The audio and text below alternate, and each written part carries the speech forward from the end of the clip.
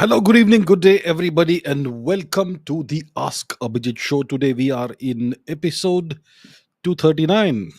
So let's see who all is there on the live stream, and then we will get into the questions. I'm going to take questions from the comments, questions that you've asked in the comments. So let's see who all is there. I can see Kalyani Deshmukh, Krishna Govinda, Alfred Raghunath, Baldev Rai, Akash B.A., Brijesh S.K., Tushar Kalburgi, Xmas Ymas Zemus, Geopolitical Dubey from Indore, Nishal Rai, Manu Krishna, Oscar Madison, Sunny Lohia, Shri Ramchandraya Namaha. Who else do we have? Let's see. Sahil Das Gupta, Akash, Vamshi Kalem, Nutan Roshan, Chetan Deshpande, Priksan, Sunny Lohia, Utah, Tejas B, Somi Jain, Mateo Perez from Texas, Rushil Jaiswal, Om1813, Disha Plays, Rogue Gamer, Rajkumar, Rational Thinker, Bai, Calixo, Anant Pai, Rohan Jangid, Sahil Das Gupta, Vidhi Manyar with a military salute, Ayush Solat, Hitender Thakur, Mustafa, Avinash, Mr. 88ers, Pranay Paul from Kolkata, Akash B.A. Who else do we have? We have so many other people. Anonymous, Pawan Kumar Singh, God Was Alive, Samarth Tripathi, JJ Haryana, Xenomorphosis, Aryan Saha, Prakhar Gupta, Daddy of Diddy's Dudu, Dilip Gogoi, Rogue Gamer, Prexon, Mahi Shrestha, Aryan Abdul Purkar, Anant Pai, Lost Child, Deadly Ninja, Jagdish Mali, Amisha Mishra, Sanat, Rushil Jaishwal, Ankita, Storyteller, Mr. 88ers, and so many other people. Okay, I'm gonna stop that now, and let's get into the questions. I've taken questions that you asked in the comments, so let's take some of let's get going with that. What's question one? Saurav says, "Koi faida nahi comment karne ka, aap sawal lete nahi ho." He's saying that there's no point asking questions. You never take the questions. Look, I'm sorry you feel that way, and I can understand the frustration when so many people ask questions, hundreds of questions every week. I'm going to only take a few, right? I have a 2 hour roughly time period here, time slot, in which I answer the questions. So I can take maybe 20, 30 questions at the most. So, how do you ensure? So, first of all, for people who may be wondering, how do you ask questions for the Ask Abhijit show?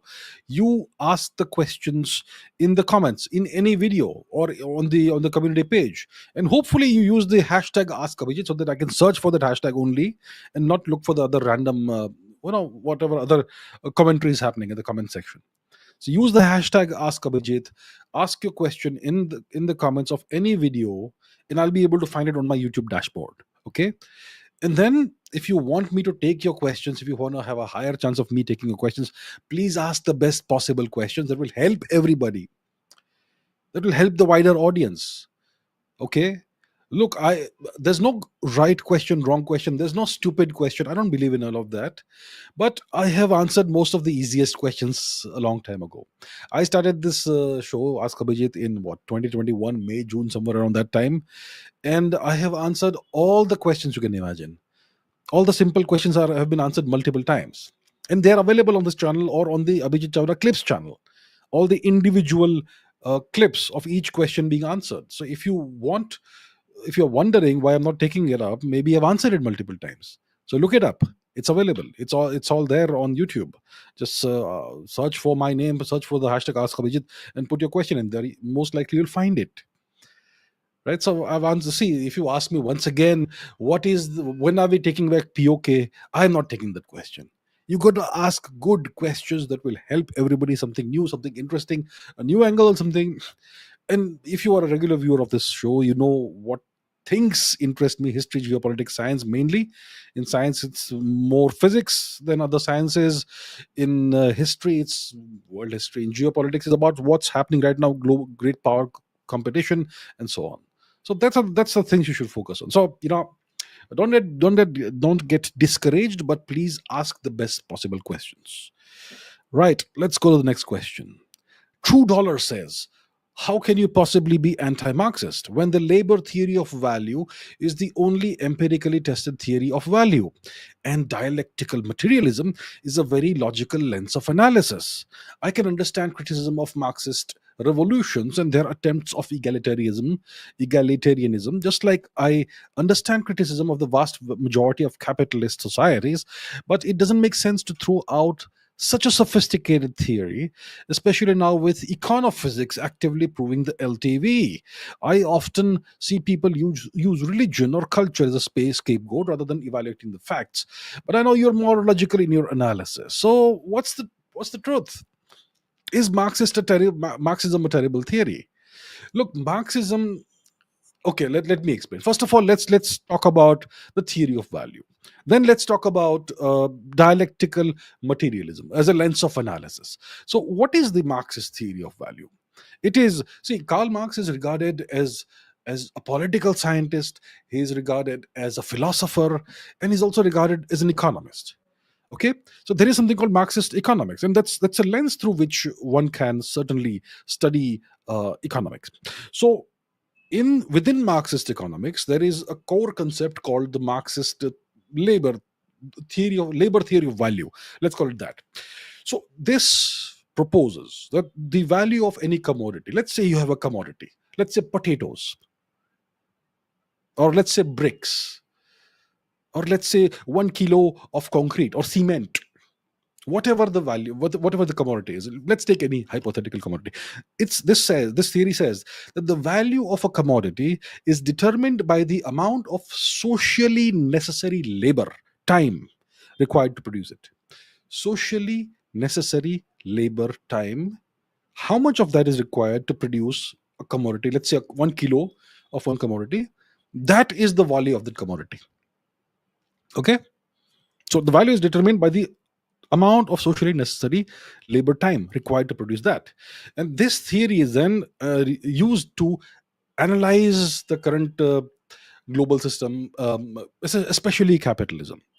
And Marxist economics argues, it says that the capitalist system, it is an exploitative system. It exploits workers by stealing or appropriating the surplus value created by the labor of the workers. Okay, that's the deal. Now, what is this socially necessary labor time? It is the average amount of labor time required to produce, let's say, 1 kilo of a commodity under normal conditions. And considering things like what is the level of technology and what is the average social productivity of a worker and so on. So that is socially necessary labor time. Then there is something called surplus value that I just said. So what is surplus value? Surplus value is the difference between the value of a commodity produced by a worker and the wages paid to the worker. So what's the value of the commodity? It's determined by the amount of socially necessary labor time, according to this theory, Marxist labor theory of value. Okay, so that, according to this theory, is the actual value of the commodity, and the surplus value is the difference between the actual value and the wages that are paid to the worker. And let's say the value of a commodity is X and the worker is paid Y, then the Y amount of Y money, then X minus Y is the surplus, and that is stolen by the by the capitalist, according to Karl Marx, and that is exploitation. So, according to Marxist economics, capitalism inherently exploits workers by paying them less than the value they create, and this leads to unending profits for the capitalists and unending exploitation of the workers. All right, sounds good. Sounds good. Now let's ask a couple of questions. Hmm? How do you genuinely determine the value of a commodity? Is it only going to be determined by labor time? How much labor was put into producing 1 kilo of of potatoes? Yeah. How do you determine the actual value? Some people like mangoes rather than potatoes. So, shouldn't they value mangoes more? Or some people like radishes or carrots more than potatoes. Will they not be willing to pay more for those radishes and carrots rather than potatoes? So, isn't it true that value, actual value, is determined by these subjective preferences and how useful a commodity is rather than the labor time? Let's say I go and dig 1 kilo of uranium and somebody else is saying using the same time to produce 1 kilo of potatoes. Which one is more valuable? Are potatoes and uranium the same thing? Clearly not. So that's number one. Okay, value is subjective. It's determined by subjective preferences of people and the utility of what's being produced, not by simply the amount of socially useful labor time, right? And then how do you put a number or a value on non-produced goods? How do you put a value on that? 1 hour of music. Let's say I do a concert, 1 hour of I play the guitar for 1 hour. What's the value of that? I mean, yeah, sure, I put 1 hour into that, but there are artists who will charge $1 million for 1 hour, and people will be willing to pay that. How does Marxism explain that?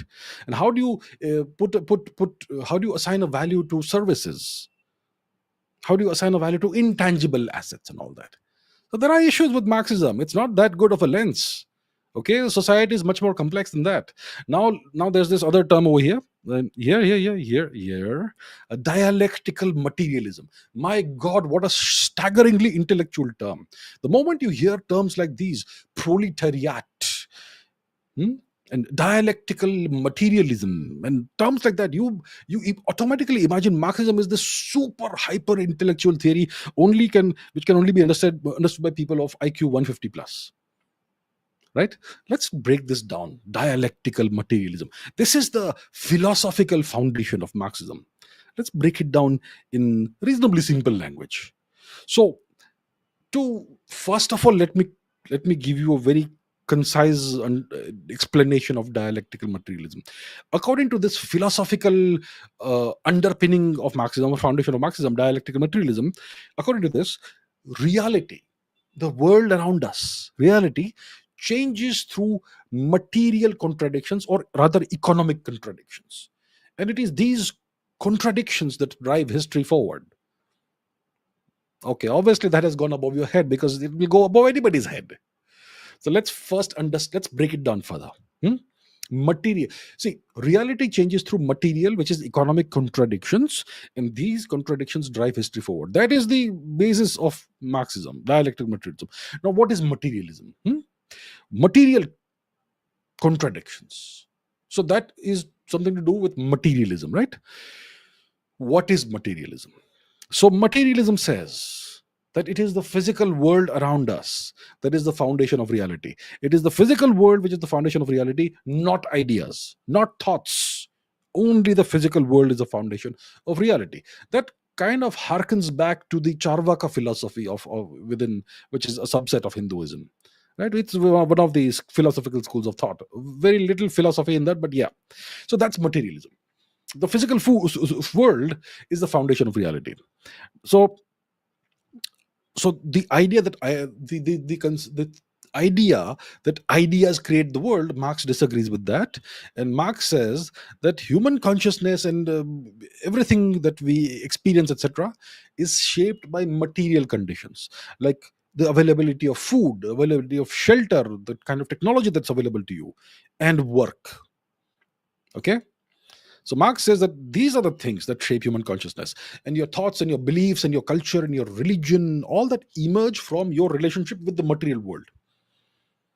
Okay, and there is an element of truth to it, no doubt about it. Right? So he says that it is not the consciousness of humans, it is not ideas that determines the quality of their life and the experience of their being. Rather, it is rather their social conditions, that their social being. It is the conditions of the world they inhabit and the circumstances that they are living in which determines their consciousness, the quality of their consciousness. That's what Marx says. Okay, so if you were to put it in economic terms, it means that the economic structure of society creates an ideological structure which manifests itself in terms of laws and politics and religion and philosophy and so on. So Marx inverts everything. Okay, that's what it says. So there is a school of thought called there's a school of thought called great man theory, which says that it is not these average conditions of the world that shape history, it is a few great men who shape history. But Marx is the opposite. He says that everything is based on the law of averages, and the average conditions determine the overall uh, quality of existence of humans, and everything emerges from your relationship to the material world. So that is materialism. Now, what is dialectics? Dialectics is a method of understanding change through contradiction. It is borrowed by from a philosopher called Hegel, but it's twisted. Okay, so dialectic says that conflict drives change, which is not a very big claim to make, but it's about change, understanding change through contradiction. Okay, so according to dialectics, there is an existing state of things. Everything is normal, right? This is called thesis. Thesis. For example, in the old world, you had something called feudalism. Feudalism means that you had royalty class, aristocracy, and then you had nobles who would hold the land for the king in exchange for military service, and they would make the average person, the peasants, work brutally for them in exchange nominally for military protection. That's feudalism. So but there was a time in the world when everything, when Europe, in Europe, there was a time in Europe when the whole society of Europe was a feudal society, feudalism. So that was the existing state of things. That was the thesis.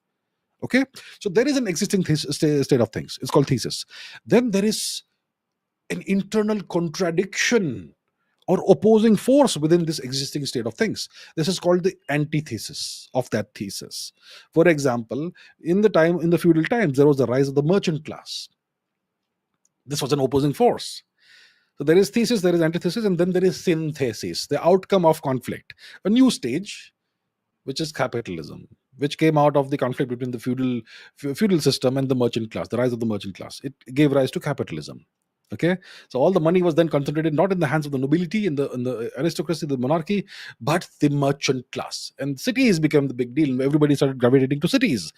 Okay, so the value was no longer tied in the land; it was tied in the goods that were produced by in urban centers and so on. So that was the outcome of conflict, synthesis, and this created capitalism. Okay, so there's a key principle in dialectics that every system contains the seeds of its own destruction through internal contradictions. So you put materialism and dialectics together, we get dialectic materialism. So materialism says that economy is the basis of society. Dialectics says that change comes through contradictions within a system. So society, according to dialectical materialism, society changes when material contradictions, like especially class struggles, reach a breaking point. So there was a feudal system, and there was a contradiction, which was the rise of capitalism, and it gave rise to capitalism. In capitalism, we have the bourgeoisie, the people who own the means of production, and we have the proletariat who actually produce stuff, the workers. And then there's the contradiction between these two opposing forces, and that is the rise of socialism. Okay, so that sort of thing. And we know that all systems are inherently unstable, and you need some kind of all that sort of thing. So so all of this, so this entire thing is called dialectical materialism. Okay, so according to Marx and the Marxist worldview, the reality is material. It's all material reality. There's nothing spiritual. There's no spiritual component to reality. There's no idealism in this. It's all materialism. History, according to Marxism, is a process driven by class struggle. Change happens because of dialectics, contradictions within a system. And contradictions are essentially always between classes.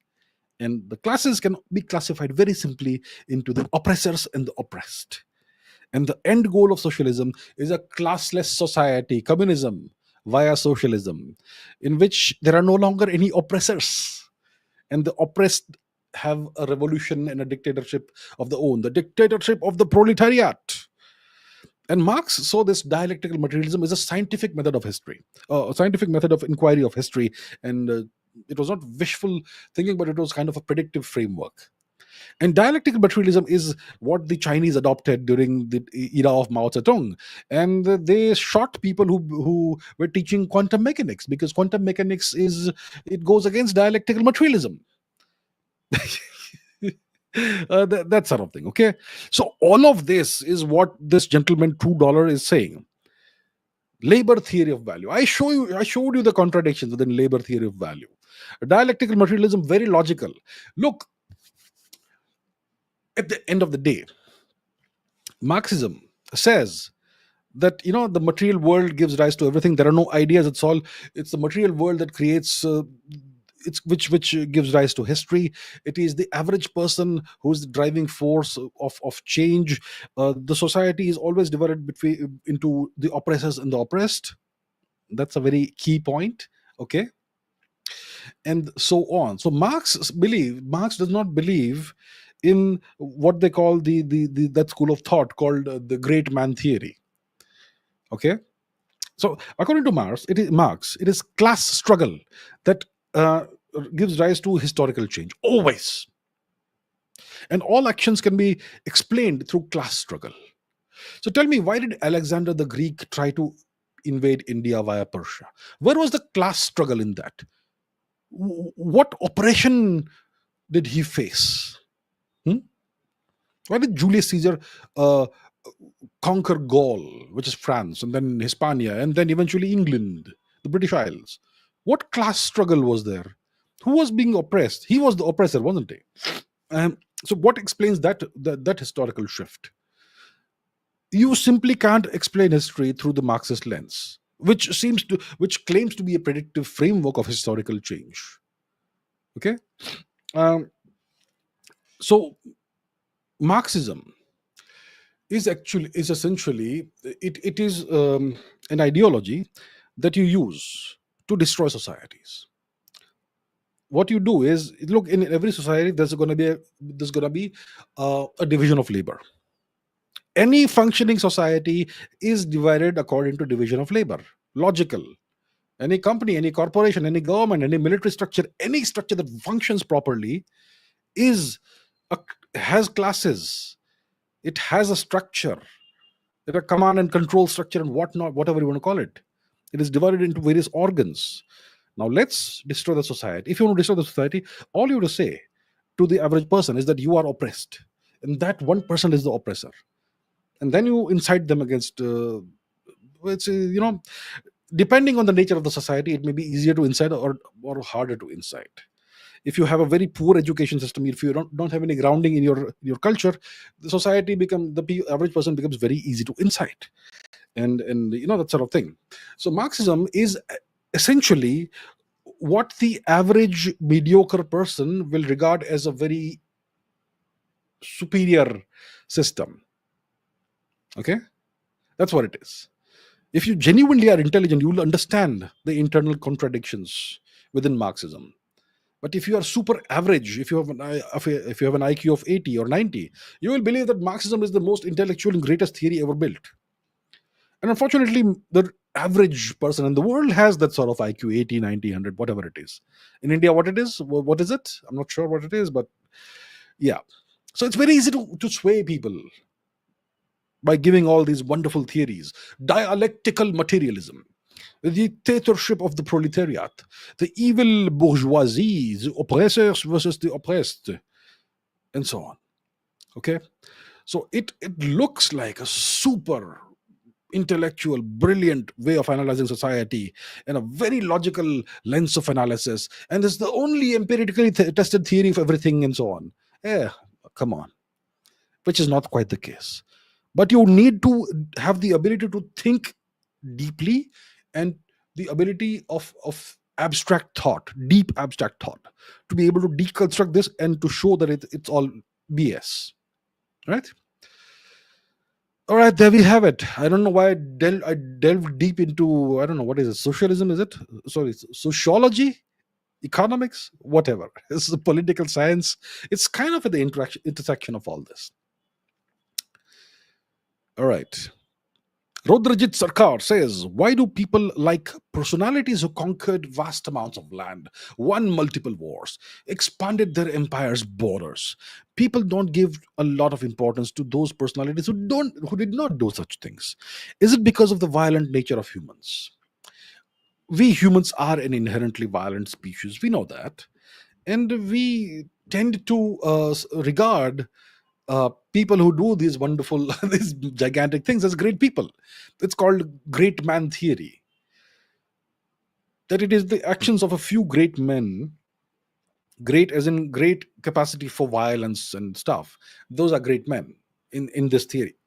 Excuse me. And according to this theory, it is the actions of a few great men who shape history. So if you look at history, history is what? A series of wars and conquests, territorial expansions, the rise and fall of empires. It's all violence, it's all warfare. All geopolitical change, all historical change occurs through some form of warfare, right? And in warfare, you have these people, these violent people, people who are skilled in the use of violence, not just skilled in the in like physically strong and all that, but skilled in the application, the strategizing, the planning of military campaigns and applying military violence in specific ways. Military violence is nothing but the focused application of energy. It's a focused expenditure of energy, because whether it is muscle power, whether it is human beings wielding swords and spears, whether it is guns, whether it is bows and arrows, essentially this is all expenditure of energy. Whether it's chemical energy through ATP in our bodies, whether it is horse energy, horses have to eat something, they eat grass, once again it's chemical energy, or whether it is explosives, which is again stored chemical energy, missiles, it's all application of energy. So all change historically, large scale changes has happened to this, and that's why we tend to regard the people who do these things, who change the shape and state of the world from its equilibrium position, and people who succeed in doing this, we regard them as great. It's just the way it is. Yeah, it is to some extent, because we are an inherently violent species. Some cultures, some civilizations have prioritized non-violence as the highest ideal and so on, but most, look, if you are a pragmatic person, you'll realize that even a society that regards non-violence as the best way of living, even that society has to be prepared for violence, because if you are too non-violent, others can take advantage of you. It's just the way it is. So yes, we are an inherently violent species, and that's why was one of the reasons why we regard people like Julius Caesar, Alexander the Greek, and so on as great people. Isabella says, do you think Marxist ideology is encroaching into India, especially through movies, education, influences to dismantle the family system, values, etc., like it's been happening in the West for the past century? Look, it's not Marxism as such, that ideology that's encroaching in India. You don't see people waving flags with the face of Karl Marx. You don't see people waving communist flags in India. No, it's more subtle than that. People don't even realize that it is Marxist, the Marxist approach at work. See, Marxism is, you can, academics have been lying to you.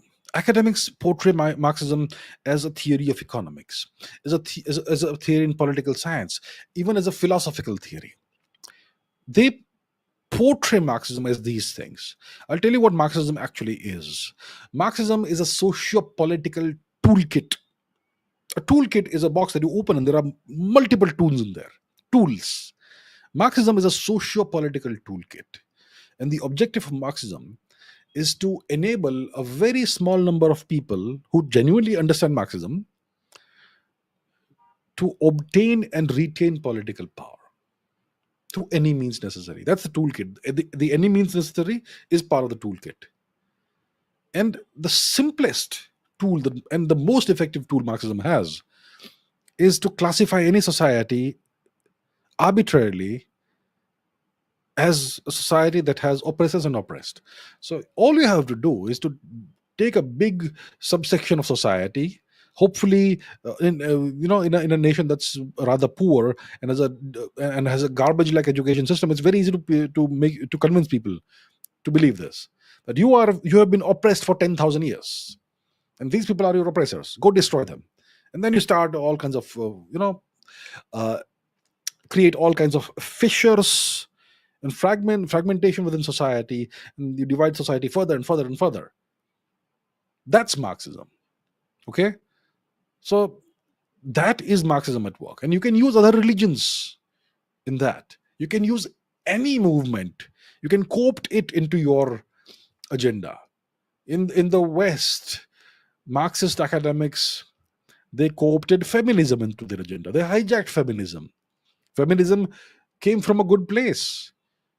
There was a need for feminism in Western society because of the way women were oppressed historically. But then it would no longer end with women becoming equal. Now women had to become more equal. And today you have a situation in the United States, in the Western world, where men are emasculated. Okay, it's not, it will end with women becoming men and men becoming women, essentially, and so on. So Marxism, yeah, so it's all about dividing a country, and that we are seeing it in India. It started long ago with the Aryan invasion myth, the Aryan invasion theory, and the idea that India is, so the Aryan invasion theory says that Sanskrit and Hinduism are foreign to India. They were brought in by Aryan invaders, oppressors, who have been oppressing the natives for 5,000 years. So right away you can break a society in half, and then let people fight on the basis. So then what you can say is that Hinduism is evil, Sanskrit is a foreign language, and you have to throw this off. And any North Indian language is the language descended from Sanskrit, so it's a language of oppressors. So you make people fight among each other. You start linguistic fights, you start territorial fights, you start race wars when we are just one race, and so on. This is Marxism at work. Okay. And then you divide people on the basis of religion. Then you take one religion and break into 75 religions. Hinduism then becomes then you take Sikhism and Buddhism and Jainism out of Hinduism, and then you make them fight if possible. Then you take whatever is left of Hinduism, and then you try to divide it further. And then you start playing majority minority politics, oppressor and oppressed politics everywhere, but you give it different shapes and forms and different names. And then you put this ideological framing in your education system, and that's what we have been laboring under for the past 75 years, no, actually more than 100 years. That's how we destroy society. And we are a great case study, India. And our political system knows, I don't know how many of them even understand this, and those who understand this are doing nothing. So there you have it. So that's the situation. That's how Marxism is being used in India against India's culture, civilization, society, all of that. All right. Okay. A lot of questions about Monsieur Trump. Okay, Pranay Paul and RAMALAKSHMI Vivi. First of all, thank you, RAMALAKSHMI, once again for all the incredible work you're doing. I don't know what I would do without your help. You give everybody the luxury of finding each question individually. So RAMALAKSHMI, thank you so much for your help. I really appreciate that. Now, the question is these questions are about Trump. So Pranay Paul says, with Trump's new 90-day tariff pose for all countries except China, is this not a glaring admission of economic incoherence? Why single out China so aggressively when American consumers, from tech to even toilet paper, are deeply dependent on Chinese supply chains? Is this a strategic statecraft or short-term political theater at the cost of global economic stability? What's really going on with Trump's tariff drama? After all the dramatic escalation with 125 or 145% tariffs on China, Trump is suddenly pausing tariffs for 90 days on over 75 countries and lowering those with just 10% the baseline. Is this the art of the deal in action, a strategic retreat, or a sign of deep state pressure? Was China always the primary target, and now the real game is global trade reset negotiations under US terms? What does it signal about America's real leverage or desperation in today's global trade arena? RAMALAKSHMI says Trump announced tariffs and markets fell by a lot and then posed it on notice. Don't you think this is a really market manipulation at its finest? There was a tweet about Trump pausing tariffs way before it was announced. Okay, a lot's happening. A lot is happening, clearly. So, okay, first of all, 90-day tariff pause. Why did he pause the tariffs, right? So right now, I believe the tariff percentage on China is 145%. And this is an application of maximum economic pressure. This is bordering on outright economic warfare.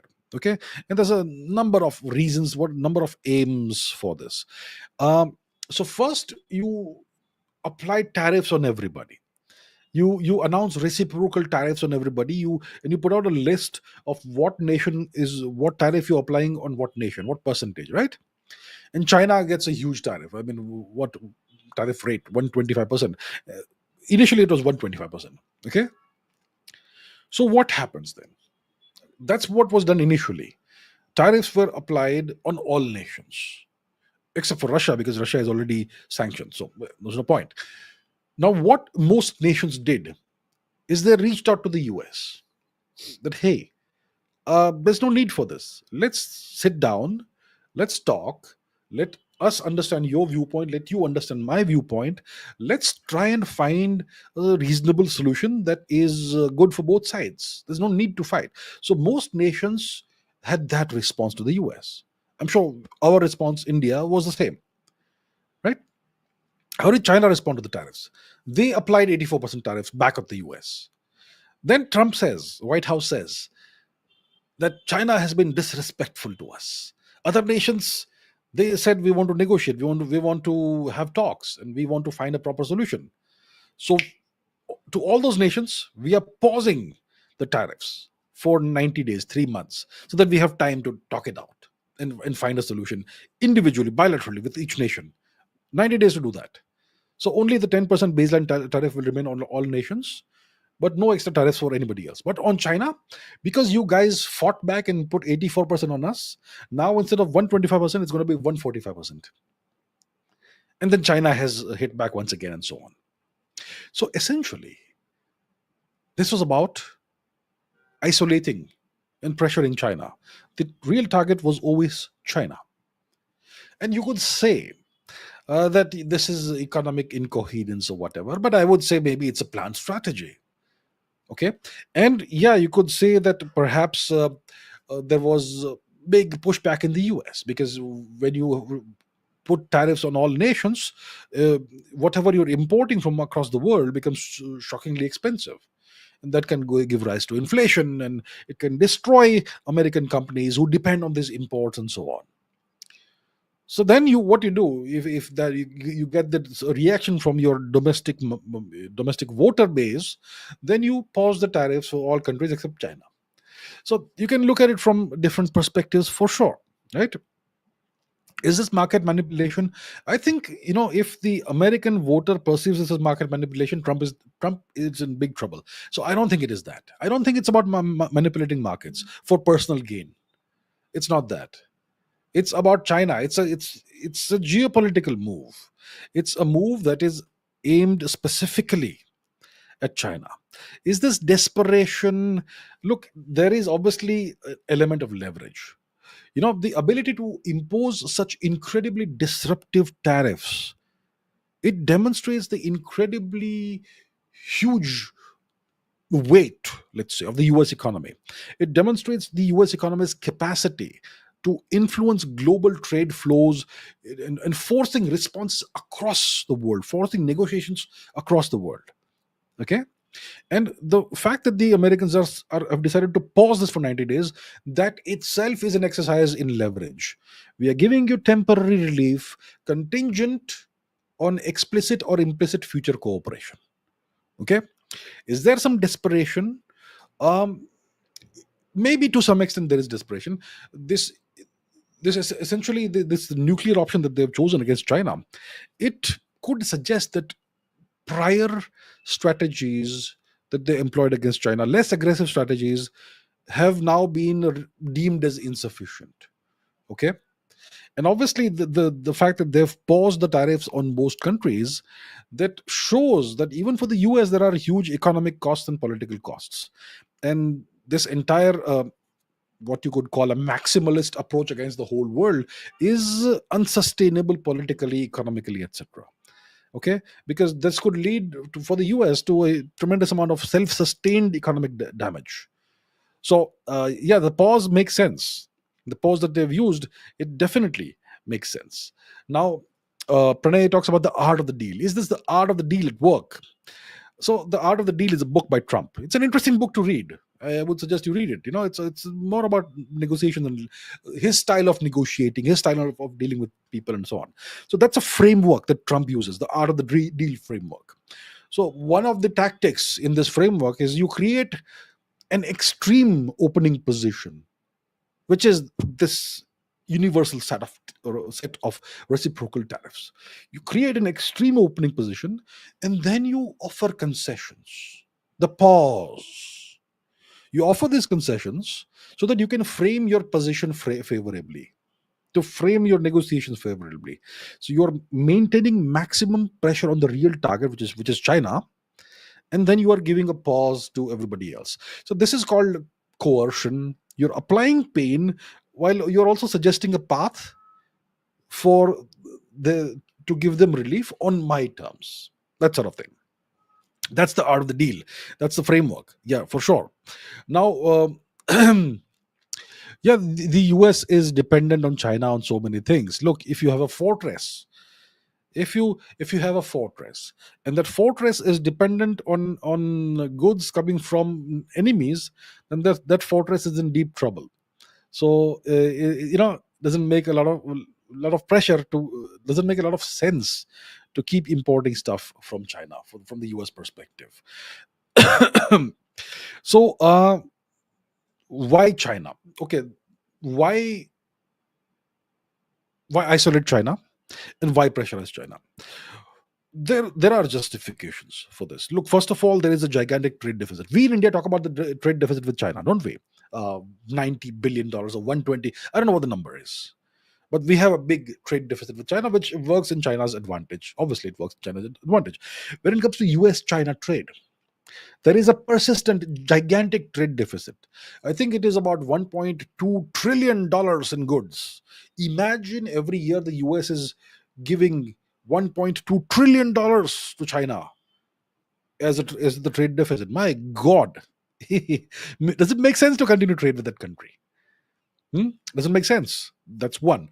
Then the Americans have been accusing China for a very long time of intellectual property threat, widespread intellectual property threat. I started hearing this for the first time in the early 2000s, 2003 or something. Operation Titan Rain, large scale hacking. They stole blueprints of the F-22 and whatnot, the F-35, which was in its infancy at the time, and all kinds of US military equipment. So intellectual property theft. And the Chinese have these uh, rules for forced technology transfers. So when an American company is setting up shop in China, or whether if they're having things manufactured in China, you have forced technology transfers.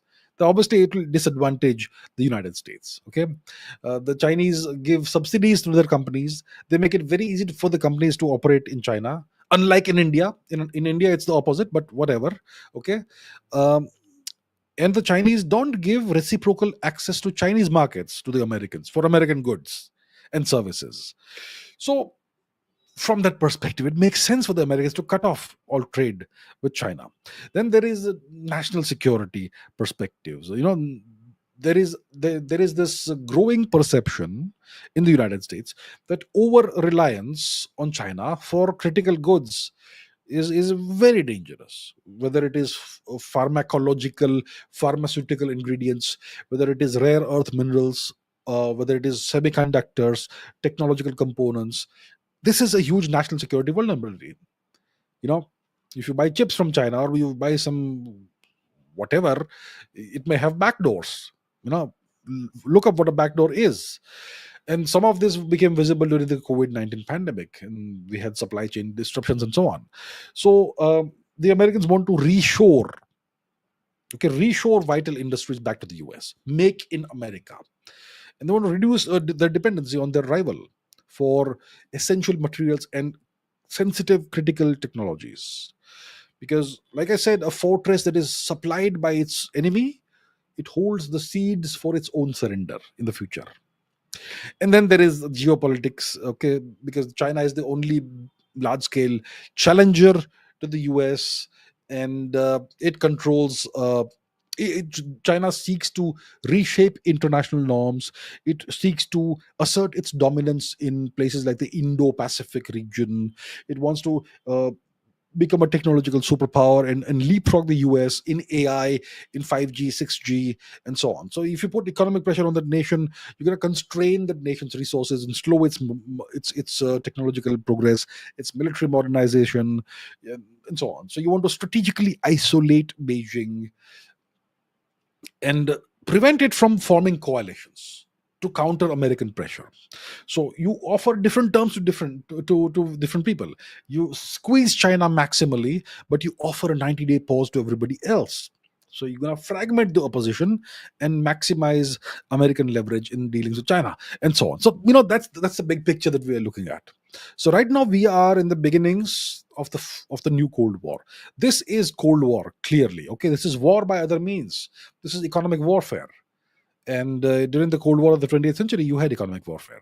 So here we are. Now the world is changing very, very rapidly. Okay, geopolitical Dubey says, is the United States using the same tactics to deal with China just the way they handled Japan in 1985? Absolutely not. Very, very different tactics. In the case of Japan and the case of China is completely different. See, Japan is a nation that is in under complete American control. It's a nation under military occupation, permanent military occupation ever since 1945, when the Japanese surrendered at the end of the Second World War. Japan is under permanent US military occupation, more than 130 US military bases, permanent bases on Japanese soil. And those American soldiers aren't going anywhere. And every major decision taken by the Japanese government in the realms of international relations, foreign policy, or economic policy, any of those major decisions have to be greenlit by the US. And there's a committee of American generals who have to give the green light after consulting with their bosses back in Washington or the Pentagon or wherever.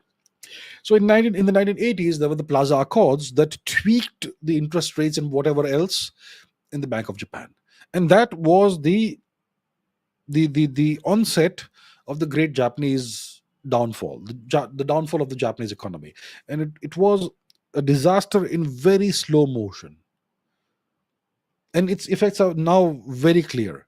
Japan is now threatening to become a middle income nation from a super high income nation. So they destroyed the Japanese economy in a real slow motion. You could only see small changes over 5-10 years, but now it's become very apparent what was done. So the Americans had complete control of Japan. In the 1980s, Japan was the world's second largest economy, and it was threatening to become even larger in economy than the US by the 1990s. Imagine that's what Japan was back in the day, and they completely destroyed it. Um, the Americans don't have any such control over the Chinese economy. The Americans don't have military occupation of China. They don't control the Chinese banks. They don't control the Chinese government. They control absolutely nothing about China, and that's why they have launched an all-out economic war against China the few weeks, past week or so. Essentially, that's the real. That's where the real change happens. Nothing like Japan. It's a completely different story when it comes to Japan and China. Dwight Eisenhower says, "You are the only one in the entire mainstream media." Well, I am not mainstream media. If you regard YouTube as mainstream media, well, first of all, I don't see myself as a media person, and I definitely am not mainstream. Mainstream is all those TV debates, 8 p.m., 9 p.m. debates. That's mainstream media. Anyhow, okay. So I was the only one who was telling everyone that the Taliban is an American vassal, and now it's crystal clear. I hope it's clear. I hope it's sufficiently clear to everyone. I was saying it like 2-3 years ago when it was not fashionable to make such statements. But those statements have come true.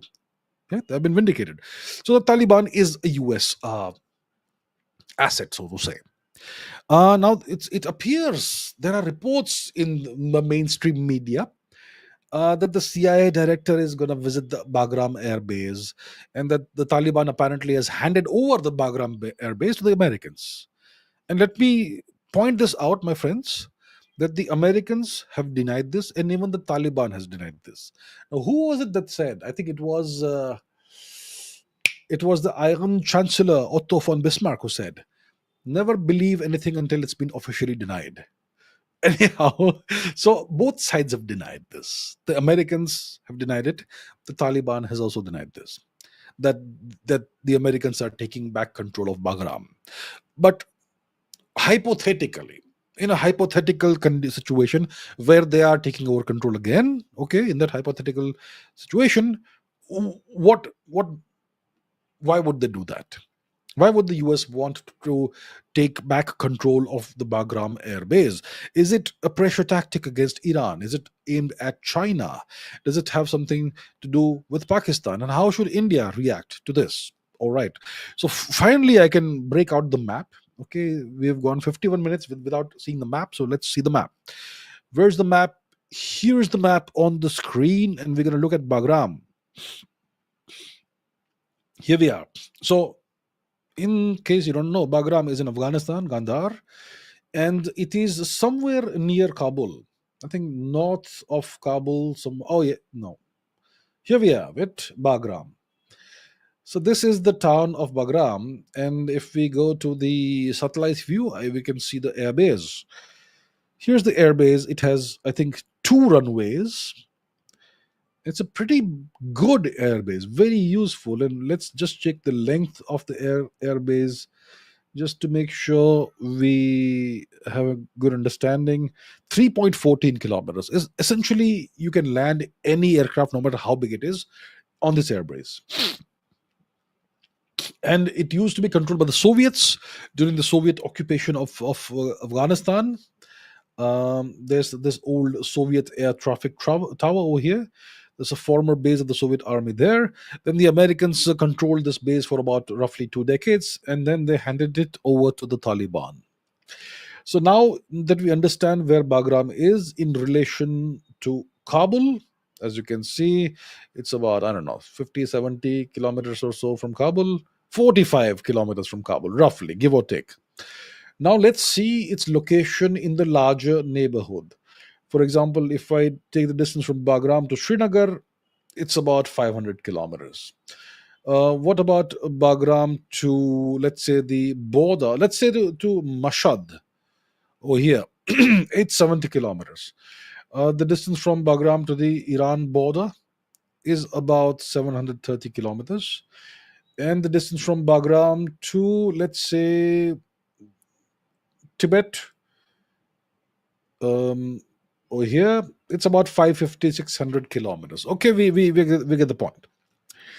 And if we are talking about Russia is too far away. But Central Asia is not far from Afghanistan. Just north of Afghanistan, you have Tajikistan, Uzbekistan, Turkmenistan, all these Central Asian nations. And Central Asia historically has been a part of the Russian sphere of influence. So the question is, why would the US want to take control of Bagram back from the Taliban? One factor could be Iran. Look, right now, Iran, the Americans consider it as one of their prime adversaries. They are worried about the Iranian nuclear program.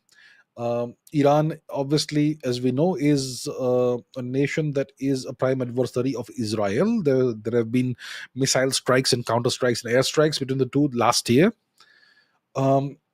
And the Israelis obviously are very worried about Iranian capabilities. Iran has a strategic deal with China. Iran is an ally, so to say, of Russia. There is military cooperation between Iran and Russia. And the nuclear capabilities, potential nuclear capabilities, are a very worrisome thing from the Western or US perspective.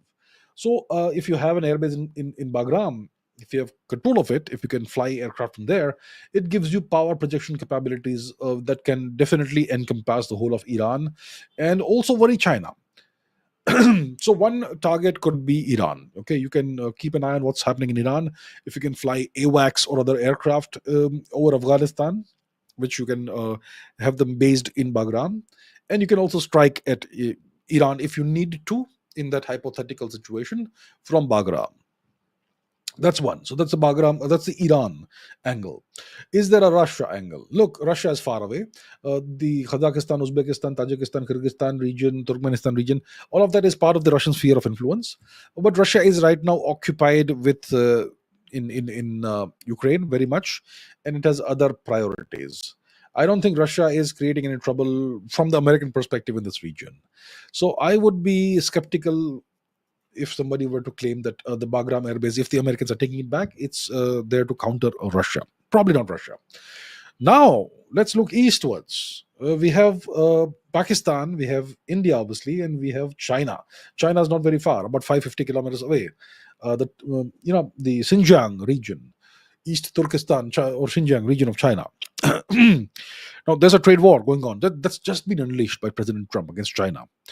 And the Chinese have long seen Afghanistan as a strategic area through which they could have the Belt and Road Initiative infrastructure built. The Chinese are also are investing in some industries in Afghanistan, whether it is copper, whether it's lithium or something else, various minerals and so on. The Chinese are interested in that. And the Chinese border is not very far away, less than 600 kilometers away. So yeah, you could keep an eye on China and keep an eye on everything that's happening in the Tibet in Xinjiang region. If you could fly an aircraft, AWACS or whatever aircraft, about 10,000, 15, 20,000 20,000 meters above Afghanistan, that's another possibility. Um, Pakistan is not that big of an issue for the Americans. They've always had this weird relationship with Pakistan, friend as well as enemy at the same time. But Pakistan is not that important, and I would not imagine they would take Bagram just to keep an eye on Pakistan. Does it have anything to do with India? No, India is not really an enemy of the US. We are kind of quasi friendly with the US actually in a variety of ways. So they don't need to have Bagram to keep an eye on India. There's a lot of other ways they can do it if they want to, and India is quite open with the US. So no such issue. How should India react to this if the Americans take back Bagram? India should stay out of it. We stayed out of it when the Americans occupied Afghanistan for 20 years, and Afghanistan is no longer part of India, long time gone. So India should say it's a foreign country, it's something that's happening elsewhere, and we stay out of it.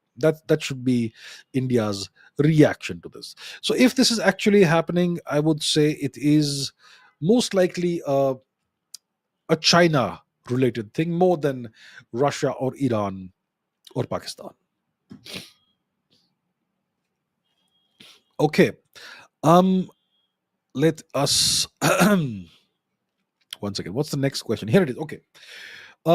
Samana Satish says one of the conspirators of the Mumbai terror attacks, Tahavur Rana, he has been extradited back to India, or extradited to India. Is this a diplomatic win, and what significance does it hold?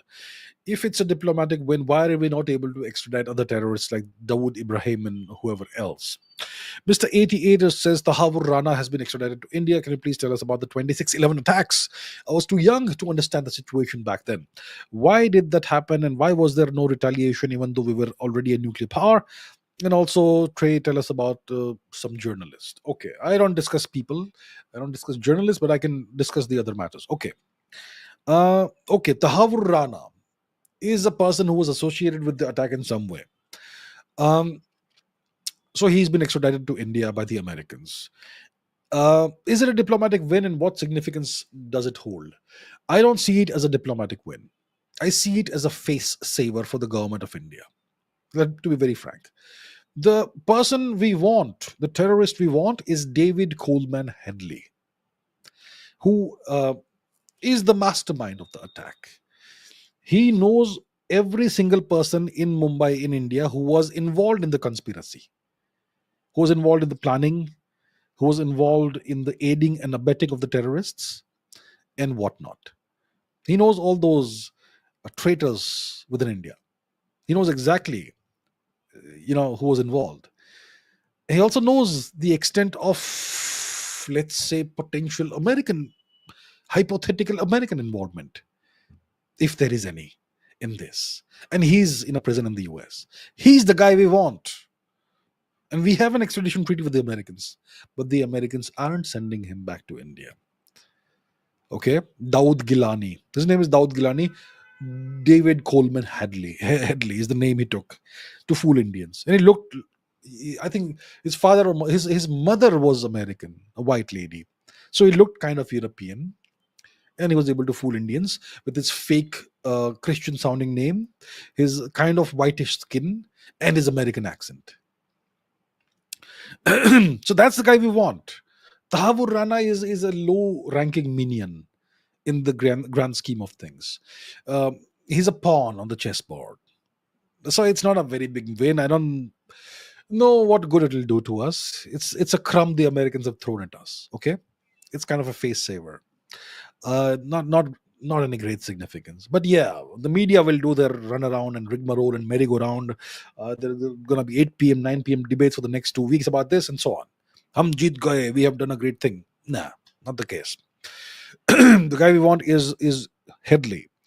We would also like people like Panun. What's the Gurpatwan Singh Panun, who keeps on threatening to destroy Indian airliners, etc. That sort of those are the people we should have extradited to India.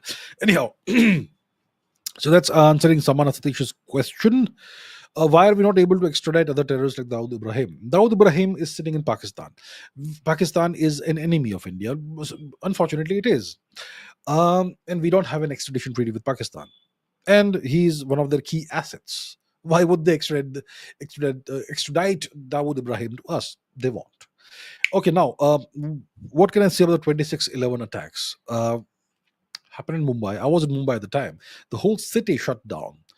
It started in the night sometime, I don't know, 10, 11 o'clock in the night, and there were reports on TV, news channels, that there was a gangster shootout in Kolaba or something. I'm like, what? Gangster shootout in Kolaba? I think it was about 9:30 or 10 o'clock, or around that time, post 9 p.m., I think, if I recall correctly. Okay, some of what I'm telling you may not be exactly accurate because it's been so long. But it started with that sort of news. There's been a shootout in Kolaba. Shootout at what? Leopold Cafe opposite the Kolaba police station, right across the road, like 10 meters away. So apparently there was a shootout there, and then the terrorists went to the Taj Hotel, which is not far from the Leopold area. It's the Gateway of India region, and then the terrorists go inside and take over the hotel, and another bunch of terrorists go to the Trident Hotel, which is at what, Nariman Point, I believe, which is I could put the map on the screen if you like. So we have, of course, we have a map. Let's put the map on the screen and look at Mumbai. So here we have India. We go southwards to Mumbai, and we are looking at this region. So okay, so we're talking about Kolaba here. Okay, this is gonna be interesting. So it starts. One second. Let's put the satellite image on the screen. Okay, the Gateway of India is here. That's my reference point. So you have Leopold Cafe over here. That's where the shootout begins. Okay, it's right opposite a police station. That's where it begins. And then the terrorists, they go by a back road into the Taj Palace Hotel. And then they take over the hotel. Excuse me. Then a bunch of them also go to Nariman Point, Trident Hotel. And I think it was this hotel, if I'm not mistaken. And they take over this hotel as well. And then there's a whole carnage that happens there. And the whole situation goes on for 2-3 days. And the whole city shuts down. They attack a hospital. I forget the name of the hospital. And there's a bomb blast in a taxi somewhere because the terrorists had traveled by the taxi, and they left a bomb inside that killed the taxi driver and destroyed the taxi and so on. The terrorists came from Pakistan by boat. They hijacked an Indian boat, killed the captain of the boat, that ship, small boat, ship, whatever, fishing boat. They came all the way to Mumbai. They swam ashore, perhaps or perhaps not. Maybe they were helped by some locals. I don't know. All the reconnaissance had been done by David Headley, so these terrorists knew exactly where to go. There was a shootout at the Chhatrapati Shivaji Maharaj station, railway station. A whole bunch of people died there, and so on. they a bunch of them took over the Chabad house in Colaba, and there was carnage there. And the Indian administration was caught completely off guard, completely unawares. The NSG commandos did not come to Mumbai. There was a huge delay for some incomprehensible reason. And eventually, after 2 or 3 days or whatever it was, after disastrous carnage, I don't know, the official figure is 166 people dead, including Americans and foreigners. Most of them were Indians, of course. And eventually, the terrorists were all neutralized, except for one who was captured alive because of a police officer named Tukaram Omble, great hero, who he took the bullets and died, but he ensured that Ajmal Kasab was captured alive. The terrorists were all wearing Hindu religious items. Their objective was to die so that it would look like it was a Hindu terrorist attack. But because of Mr. Tukaram Omble, one terrorist was caught alive. And then it emerged that they were all Pakistanis.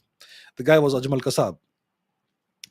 And this thing ends, the terrorist attack ends eventually after 2 or 3 days. The Prime Minister of India does not open his mouth for 6 or 7 days. He doesn't make any statement. And we do nothing. We should have flattened Pakistan. We should have flattened Pakistan. And apparently the British intelligence was watching this unfold live. They had intelligence, they had signals, electronic signals coming in. They were watching this live as it happened. So what was the role of the British intelligence in this as well, is the question. So yeah, lots of questions are still unanswered. The perpetrators, the masterminds, are in Pakistan. Some of them may or may not be killed by unknown men, but Pakistan has never been made to pay for this. And let's see someday, hopefully, if India has any fortitude of some kind, we should ensure that there's justice for the people who died. The people who died still haven't received justice. Mr. 88 says Xi Jinping removed his army general, supposedly the second strongest man in China, second most powerful man in the PLA, in the People's Liberation Army. Is Xi Jinping feeling the heat in this tariff wars and maybe fearing a potential coup in the future? So, there is this Chinese general, the second most powerful general in the Chinese army, the PLA, who was sacked apparently. And so I think his name was He Weidong or something. Let's look it up, okay? Let's look it up. Let's go to our friend Google and let's look for He Weidong. Here we have dark mode. Wow, that's pretty. He Weidong. He Weidong. So this gentleman has been removed in Xi Jinping's latest purge. Yes, so that's what we hear. China's President Xi Jinping removes second top army leader. He Weidong's possible downfall and Xi Jinping's trust deficit, and so on. So yeah, it seems to be true. This news report seems to be true that that this Chinese general, the second most powerful person in the People's Liberation Army, has been reportedly removed. So if it is true, if it's confirmed, it seems to be, this is a high level military purge. They call this sort of thing a purge. And what could it signify? What could it represent? It perhaps represents a consolidation of Xi's control, of Mr. Xi Jinping's control over the military. Right now, there are all kinds of external tensions. There's a massive trade war that's going on with the US. The Chinese are pressuring Taiwan like never before. Military exercises all across Taiwan. Taiwan is encircled, and so on. So maybe Xi Jinping is consolidating his control over the military by removing anybody who could potentially be a problem of any kind. Okay, so what could this signify? Okay, okay, Xi Jinping is consolidating power, but why did he need to do this? Was there any internal dissent in the People's Liberation Army, or is there a preparation in China for a new strategic direction requiring absolute loyalty in the command structure of the army? And was this person perceived as a weak link in this? We're not quite sure. We don't know, but it definitely is interesting. Now, it's interesting to note that the Chinese are doing this purge of their military, but what about the US? What about NATO? So, once again, let's go to Google, because we should have a balanced approach uh, in looking at things. If you know, so let's look at Google, okay, our friend Google, and let's look at Shoshana Chatfield. Shoshana Chatfield, USA. Pentagon fires senior officer Vice Admiral Shoshana Chatfield, a senior Navy female officer at NATO, fired by Trump administration, fired in expanding national security purge. So there is the same kind of thing happening in the West as well. The Chinese are purging their military. You are seeing NATO being purged of certain kinds of people. As you can see, it's happening there as well. So um, and this person, Shoshana Chatfield, is the ninth senior officer who has been purged by the Trump administration. So there is a purge going on. There's a systematic removal of various senior military leaders. Why is this happening? Some of them seem to be associated with diversity initiatives. So we seem to be witnessing a fundamental restructuring of the military command in a way that is now more aligned with the vision of President Donald Trump. Okay, so we may be witnessing fundamental uh, shifts in NATO policy. NATO policy is driven by the US. Okay, so out of those nine people who have been removed, high ranking people, four have been female officers. So maybe this is an ideological thing more than a performance based thing. Um or maybe it's also performance based. We don't quite know. But we are seeing something in China. We are seeing something even bigger in the West, in NATO, in the US. Okay. Yeah. Purges on both sides. Times are changing. Things are changing. Things are afoot. Okay. Pranay Paul says, with India revoking the trans-shipment facility that allowed Bangladesh to export to third countries via Indian land and air routes, is this a sharp geopolitical signal to Dhaka and by extension Beijing, following Mohammed Yunus's provocative remarks in China? Is India drawing a strategic red line by leveraging logistics as a geopolitical tool? Especially, I mean, it's all that stuff. Yeah, okay. Look, uh, when you extend a privilege to a nation, when you extend a facility to a nation like transshipment, what is transshipment? It means that the Bangladeshi government, the nation, can use Indian ports and Indian airports to ship their goods to other third countries. So we gave that facility to Bangladesh. Now, when did we give this facility to Bangladesh? When you had a friendly government in Dhaka, pro India, or at least friendly to India, the Sheikh Hasina government. So India Bangladesh ties were very good at the time. Okay. So that's when we gave this transshipment facility to Bangladesh. Now we have had a coup in Bangladesh last year. Sheikh Hasina was ousted, she was removed by the military. And a very strongly anti-India fellow called what's his name, Mohammed Yunus, is now the chief advisor to the government or whatever it is. It's a dictatorship. It's a military dictatorship, and Mohammed Yunus has been put in place to make it look like it's a good thing because he's a Nobel Peace Prize winner. But that's the facade they've created. Now, Mohammed Yunus is a very strongly anti-India fellow, and so look. First of all, this is a coup that was done by the US. I made a video about it 9 months before it happened. And I said the US is planning a coup in Bangladesh. And it happened exactly as I had predicted. So it's a US, it was a US regime change operation, which means that Dhaka is now a US vassal. So you have on both sides of India, east and west. You have East Pakistan and West Pakistan. Bangladesh has been reverted to its East Pakistan state. It's an anti-Indian nation now. And then Mohammed Yunus goes to China, and over there he gives a speech saying that we will isolate India's far east, northeast. It's a landlocked region, and Bangladesh will control the seas, and China should invest in Bangladesh because India is being squeezed, and that sort of thing. That sort of statement he made. And then Mohammed Yunus goes to the BIMSTEC conference in Bangkok. He meets with Prime Minister Modi, and 2 days later, we do this. So, look, this is a privilege we had extended to a friendly country. Now that the country is no longer friendly, it's adversarial to us. We have switched off the privilege. It's not leverage. It's just our um, this that's our prerogative to whether to give somebody this facility or not, right? So we have switched it off. Obviously, it's a signal that if you are anti-India, you will not get privileges from India.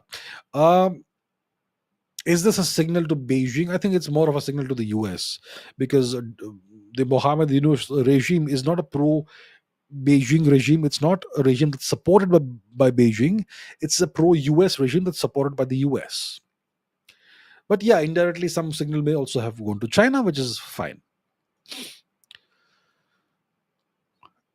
Okay, Pranay Paul says if big tech secretly funded by DARPA and the US government, does it mean Silicon Valley has always been a geopolitical tool rather than a free market success? How does this compare to China's state-backed tech model? What are the global implications? Okay, look, some big tech companies were funded by DARPA. DARPA is a US government organization that at any given point in time has about 150 employees. They have a larger budget. They have twice the budget of India's DRDO. They have only 150 employees at any given point in time, and they don't have any office. Who are the employees of DARPA? They are typically not really employees, but people who are being funded by DARPA. And the funds are significant. So, what DARPA does is that it looks around the country. In the US, the entire university system, especially in the STEM fields, scientific fields, it is all based on research and development. Research. It's research based. If you are a professor in a scientific discipline in the US, your main job is to do research. Secondary, you teach. Research is extremely important. In India, it's the other way around. You don't do any teaching, you don't do any research. You just waste your time. On average, not all, but on average, yeah, that's what you see. So, so there's a tremendous amount of incredibly high quality research, scientific research being done in various departments, university departments all across the country. So DARPA looks around, who's doing what, who's doing what. When they find something interesting, they'll say, hey, here's a bucket load of cash. Now you are being funded by us. You take your time. We're going to ask you, how long will it take to see some results? 1 year, 2 years? Just the contract is usually 1 or 2 years. Okay, you want 2 years? Okay, here's a gazillion dollars for 2 years. Go and do your research. And then whether the research produces any results or not, that person is funded for that time. If they get results, fantastic. If they don't get results, part of the deal. So that's what they do. They empower researchers, DARPA, and they have come up with the most incredible technologies. Stealth technology came from DARPA. I think the internet came from DARPA. All kinds of all the cutting edge advances in science and technology and R&D have come from DARPA. And there are things that have come from DARPA that we still don't know about, and they will not be revealed for another 50, 100 or 100 years. That's what DARPA does. Similarly, if there are some tech startups, somebody is starting a technology company from their garage. A college student drops out to start a company from their garage because they have a great idea and they know how to make it work, but they need funding. DARPA may fund them, and they may end up becoming Microsoft or Google or something. Okay, that's what DARPA does. It finds the best people with the best ideas and with the right skills, and it empowers them. That's how the nation progresses. So all of Silicon Valley hasn't been secretly funded by DARPA. But yes, apparently it would mean that DARPA has midwifed the rise of many of the great Silicon Valley corporations. Silicon Valley, look, any technological, um, any place that gives the nation technological breakthroughs is a geopolitical tool. Some of the success may be because of free markets. Some of it may be because the state had funded it, which is as it should be. I would not say that we should be upset that the Americans did that. I would be say that we should be upset our government doesn't do these things. Okay, so yes, DARPA may have been behind some of the success of some of the Silicon Valley giants. Probably they were. The high likelihood they were, but it doesn't mean that all of Silicon Valley's success is because of DARPA. It's also an incredibly free place.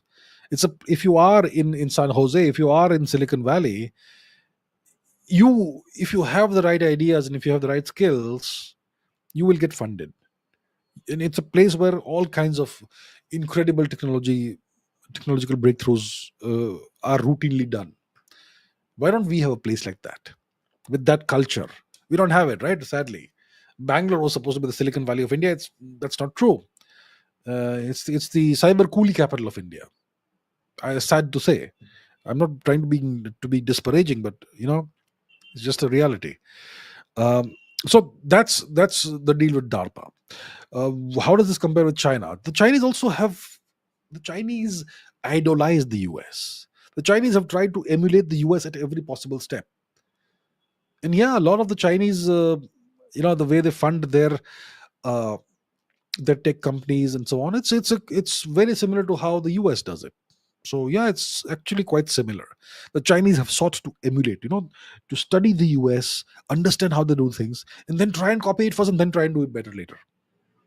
So yeah, global implications, well, forget about that, but you see the global implications. Okay, Rodri Sarkar says, do you agree that the US and its satellite states are now supporting India's claim to the UN Security Council permanent seat because they know China will eventually veto the idea and India won't get the permanent seat anyway? Look, I don't understand why we are so hungry for this permanent seat. Indians chase status, others chase actual achievements. What is the point of getting that goddamned UN Security Council permanent seat? It's a status symbol. Forget about this. Forget about that thing. Become so powerful that the UN Security Council becomes irrelevant. But that's what Indians won't do. We want status. We want talk. And yeah, it comes with some benefits, but to hell with those benefits. Now, the US and its satellite states keep on saying that we support India's claim and blah, blah, blah. It's called lip service. Words versus actions, like I keep saying. Words don't mean a thing.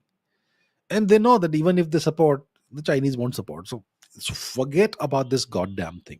I get so tired of this talk every day. When are we getting the UN Security Council permanent seat? When are we getting POK? When are we getting Aksai? Whatever is in your control, use that. Work on that. Whatever's in someone else's control, we'll think of that later, right? Harsha Warrior says, what do you think of the Wagah border ceremony? Looks like a weird celebration. Do you think we should stop this nonsense? We should stop this nonsense. It's a waste of time. It's like we are treating Pakistan as an equal.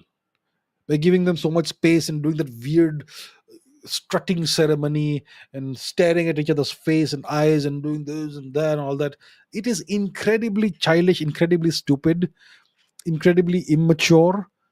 Do we really think that we are equals with Pakistan? Pakistan deserve to look eye to eye with us? Really? Why are we going down to that level? It is stupid. It is silly. It makes us the world's laughing stock. We should stop that stupid border ceremony. Rodrijit Sarkar says, why is Sun Tzu so widely popular but Chanakya is not? Is it because of the positive promotion of the Chinese culture in world media and people taking more interest in it? Look, Sun Tzu, he's more famous than Chanakya because the West, for the longest time, was a big fan of China. Why was the West a big fan of China?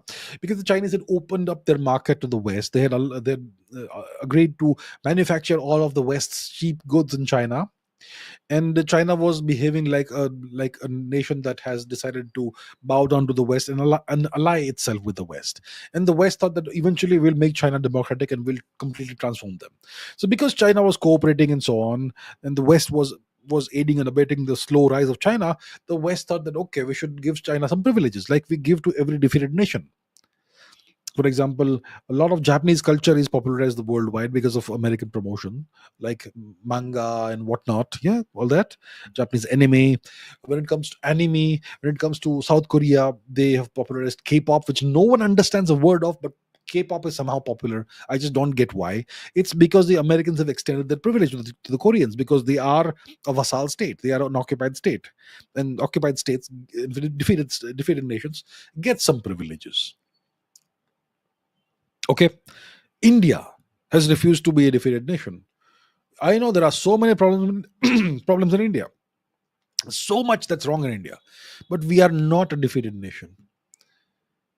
The West only glorifies defeated cultures. They destroyed the Scandinavian culture of the Vikings. Today they glorify it. They make movies about it. Thor. Okay, they have destroyed Samoan culture, defeated it. They've Christianized them all. Now they make movies like Moana and so on. What else? Yeah, Mulan, Chinese again, right? Japanese culture. There was this movie called Multiverse of Misery, Multiverse of Madness, whatever. I happened to unfortunately watch the movie. I think there is this scene in which there's this big meeting and gathering of all the gods, in which Thor and Zeus come face to face. How can Thor and Zeus come face to face, a Greek god and a Scandinavian god, who are the same god? Yeah, idiotic. Yeah, again, they will glorify Greek gods because Greek has been defeated. That culture has been destroyed.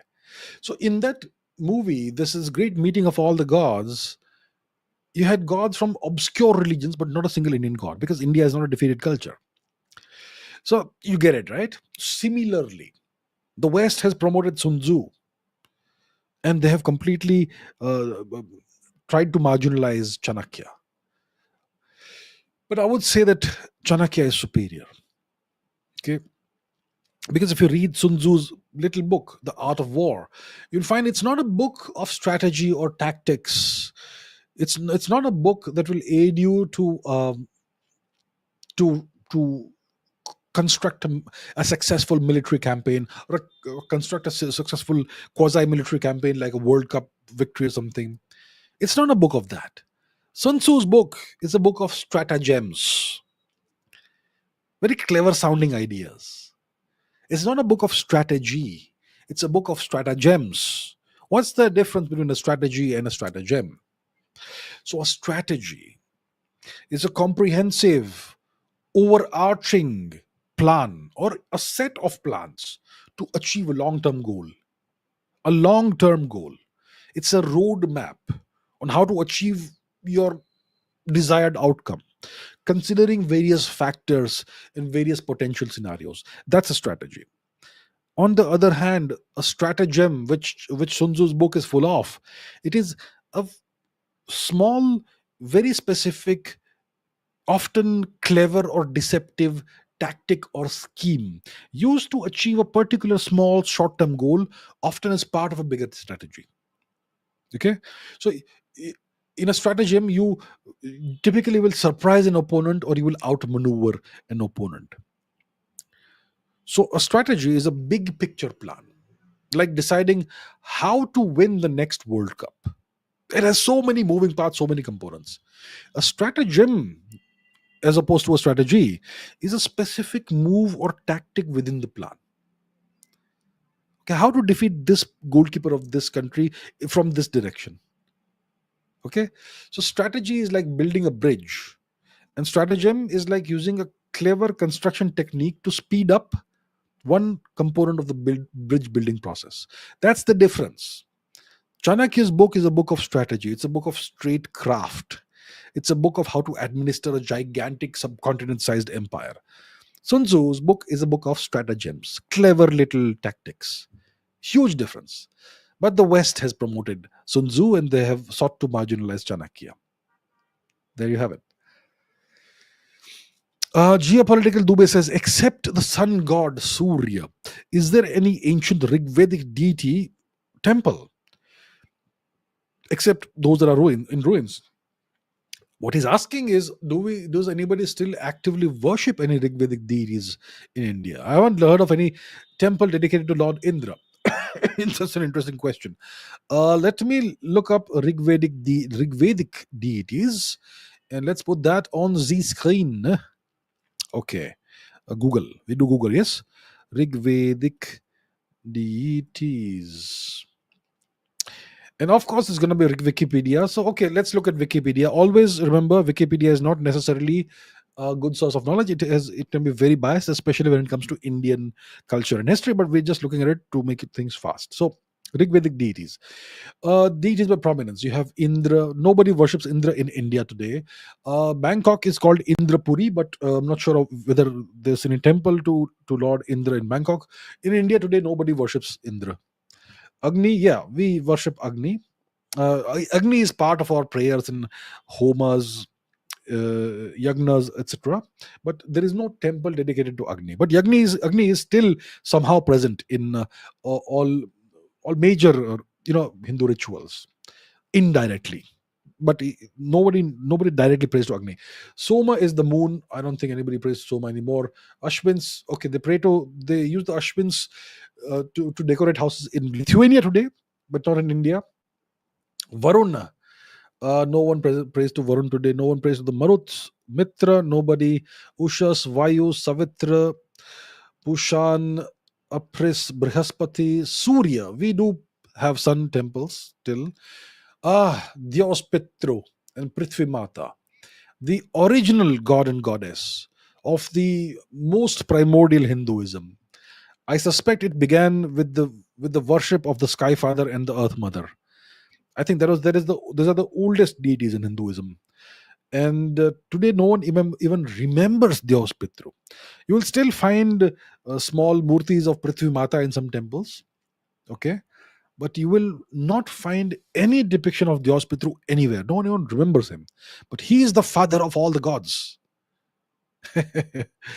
Apas, Adityas, Vishnu. Well, no one really worships Vishnu anymore. Brihaspati, no. Rudra. Okay. Well, Rudra we do still worship.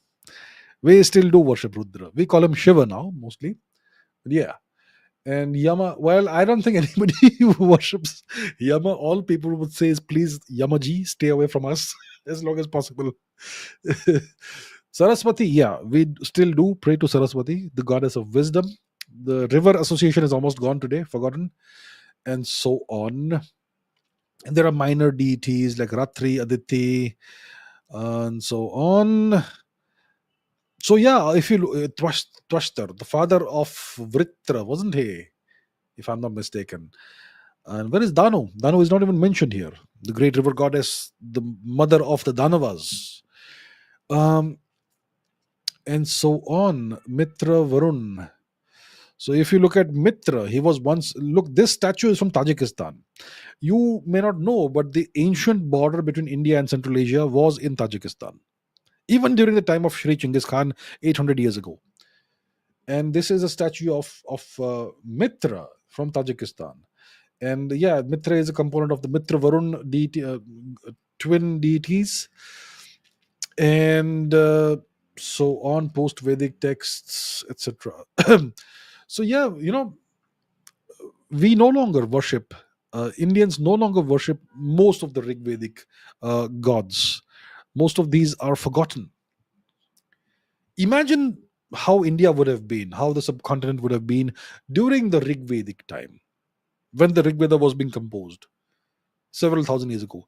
It would have been a completely different society.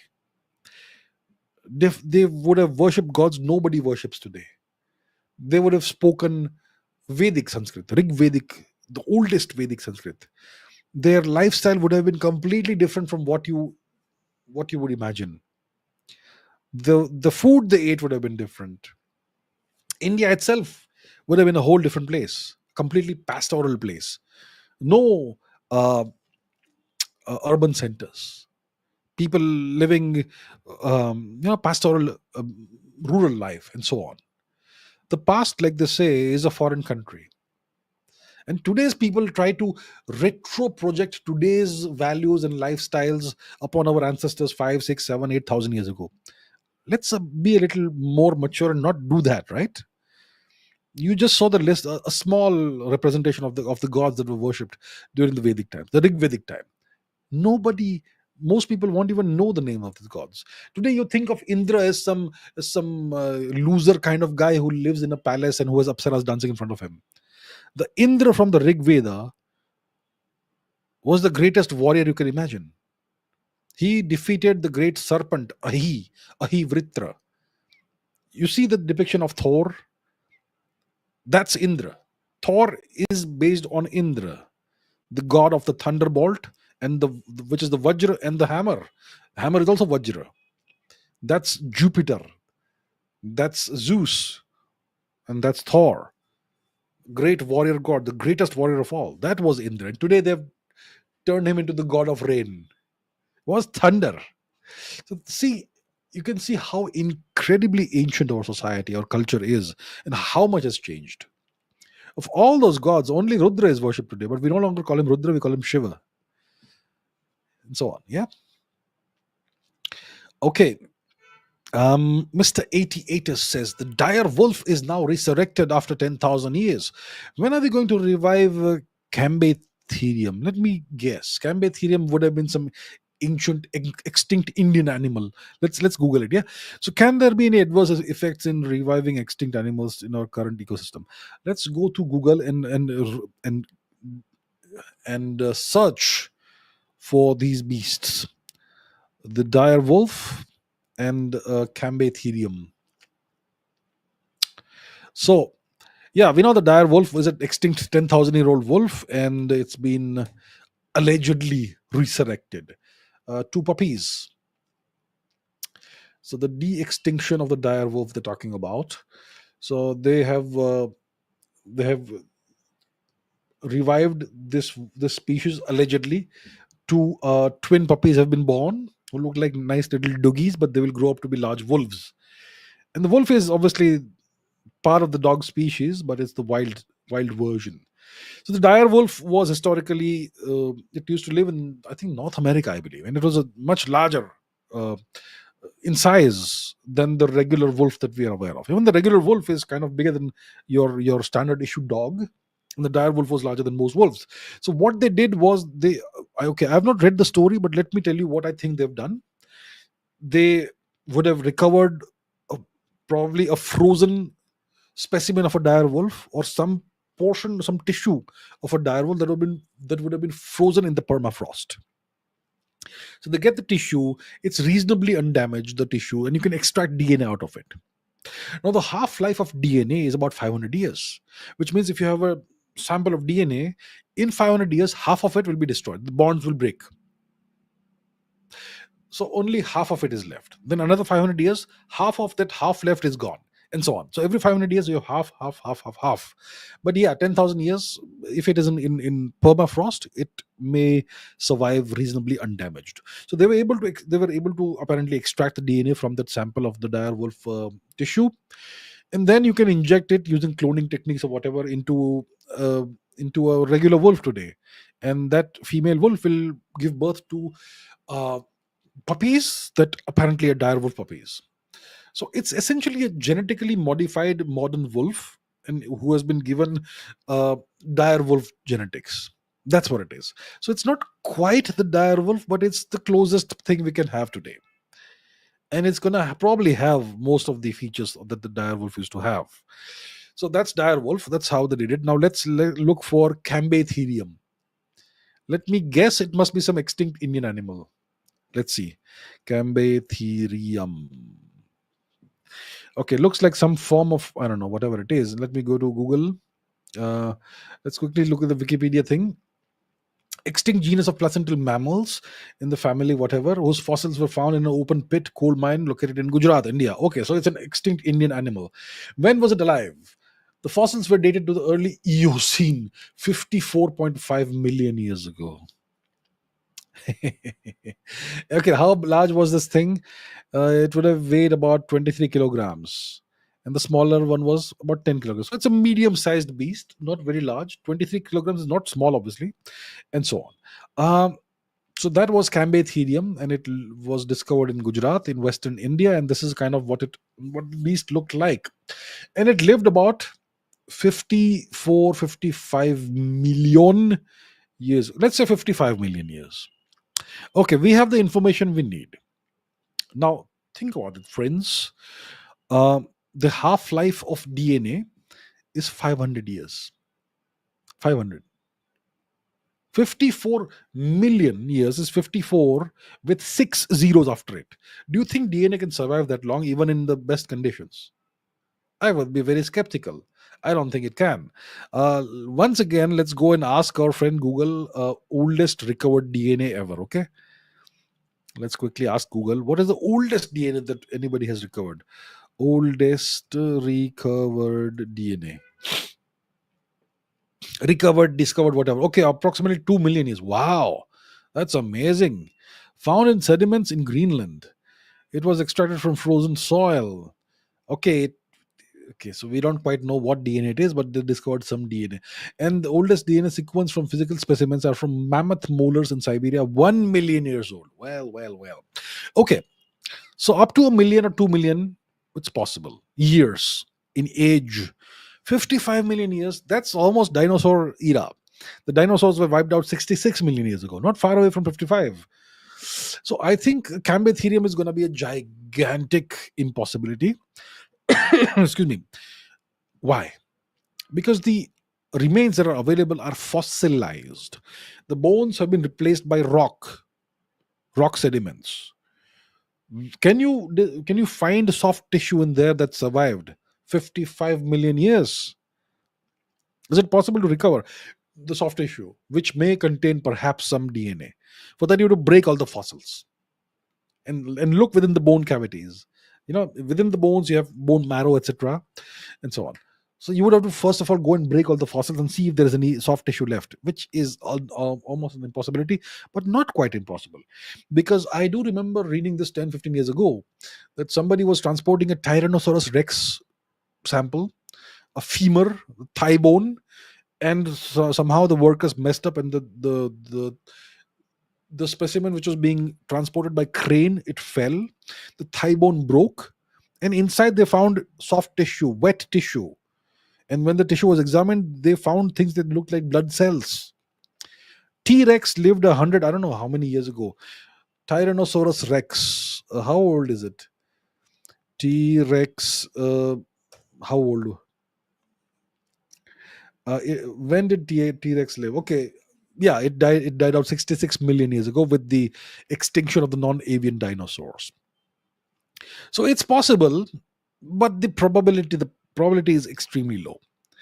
But if they do discover, let's say, Cambatherium DNA, then they could try and do something like that.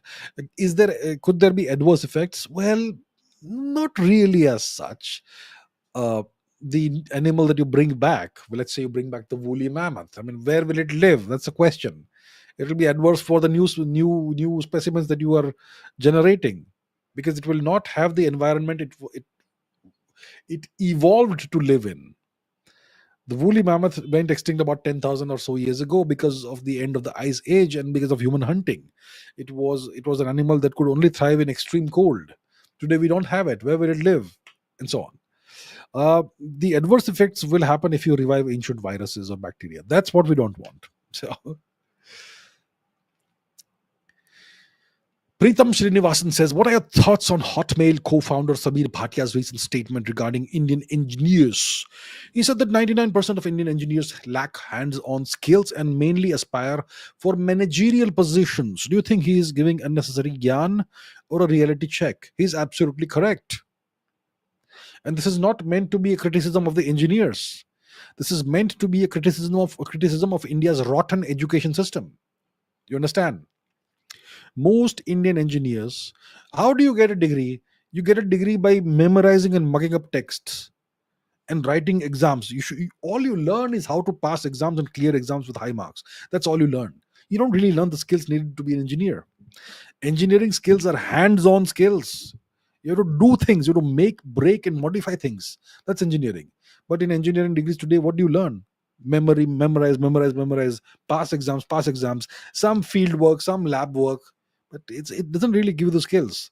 The only way you get skills is by doing things over and over and over again. That's the only thing you do. That's the only way you learn skills. The education system is garbage. It's rotten in India. And Sabir Bhatia obviously is naturally frustrated because he's an Indian. And what he sees, engineers coming from India who don't know what they're doing. Right? So it's not a criticism of the individuals. It's a criticism of the system, and he's absolutely 100% correct. It's a criticism of the education system, the corrupt, rotten education system that doesn't give India what India would expect from an education system. I have spoken at length about education in episode between 28 and 33, somewhere around that time, 3 episodes. So you can check it out over there. But I completely agree with Sabir Bhatia. And instead of getting angry with him, try and understand what he is saying. That's what I would say to most people. Some people have become upset. Some people are angry that he said such things. He is absolutely right. Okay, Cinephile says, why did Satyajit Ray always make films that glamorized poverty? Was it to cater to the Western audience, as they always liked seeing films that depicted India as a disastrously poor nation, like some Slumdog Millionaire and so on? I have no idea what Old Boy is, so I haven't seen it.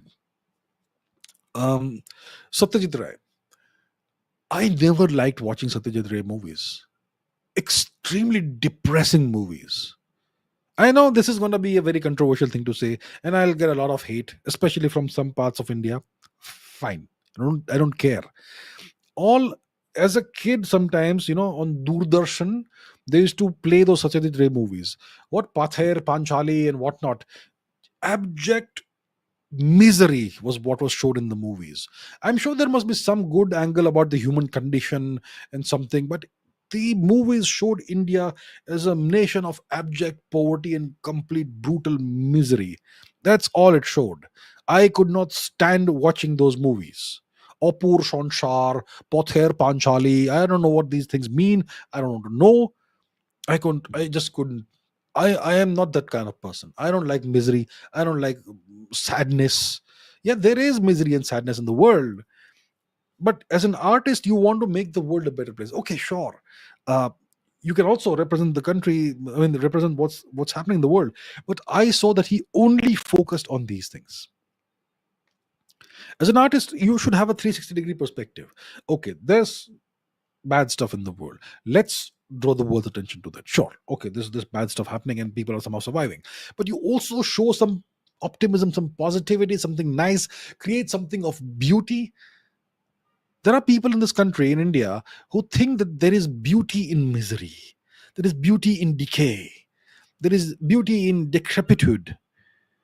He was one of those people. And the fact is that if he had shown India as a wonderful country, if he had shown the beauty of India, which India is full of, then he would have never got that Oscar on his deathbed, right? He was given a nice little pat on the head when he was dying, when they gave him an Oscar, and some lady wearing a sari announced it. Ugh. I am no fan of Satyajit Ray. Let this be controversial. Let me get hate. I don't care. Facts are facts. Guy was obsessed with misery and poverty. I don't care how good or director he may or may not have been. I just don't care. Didn't like his work.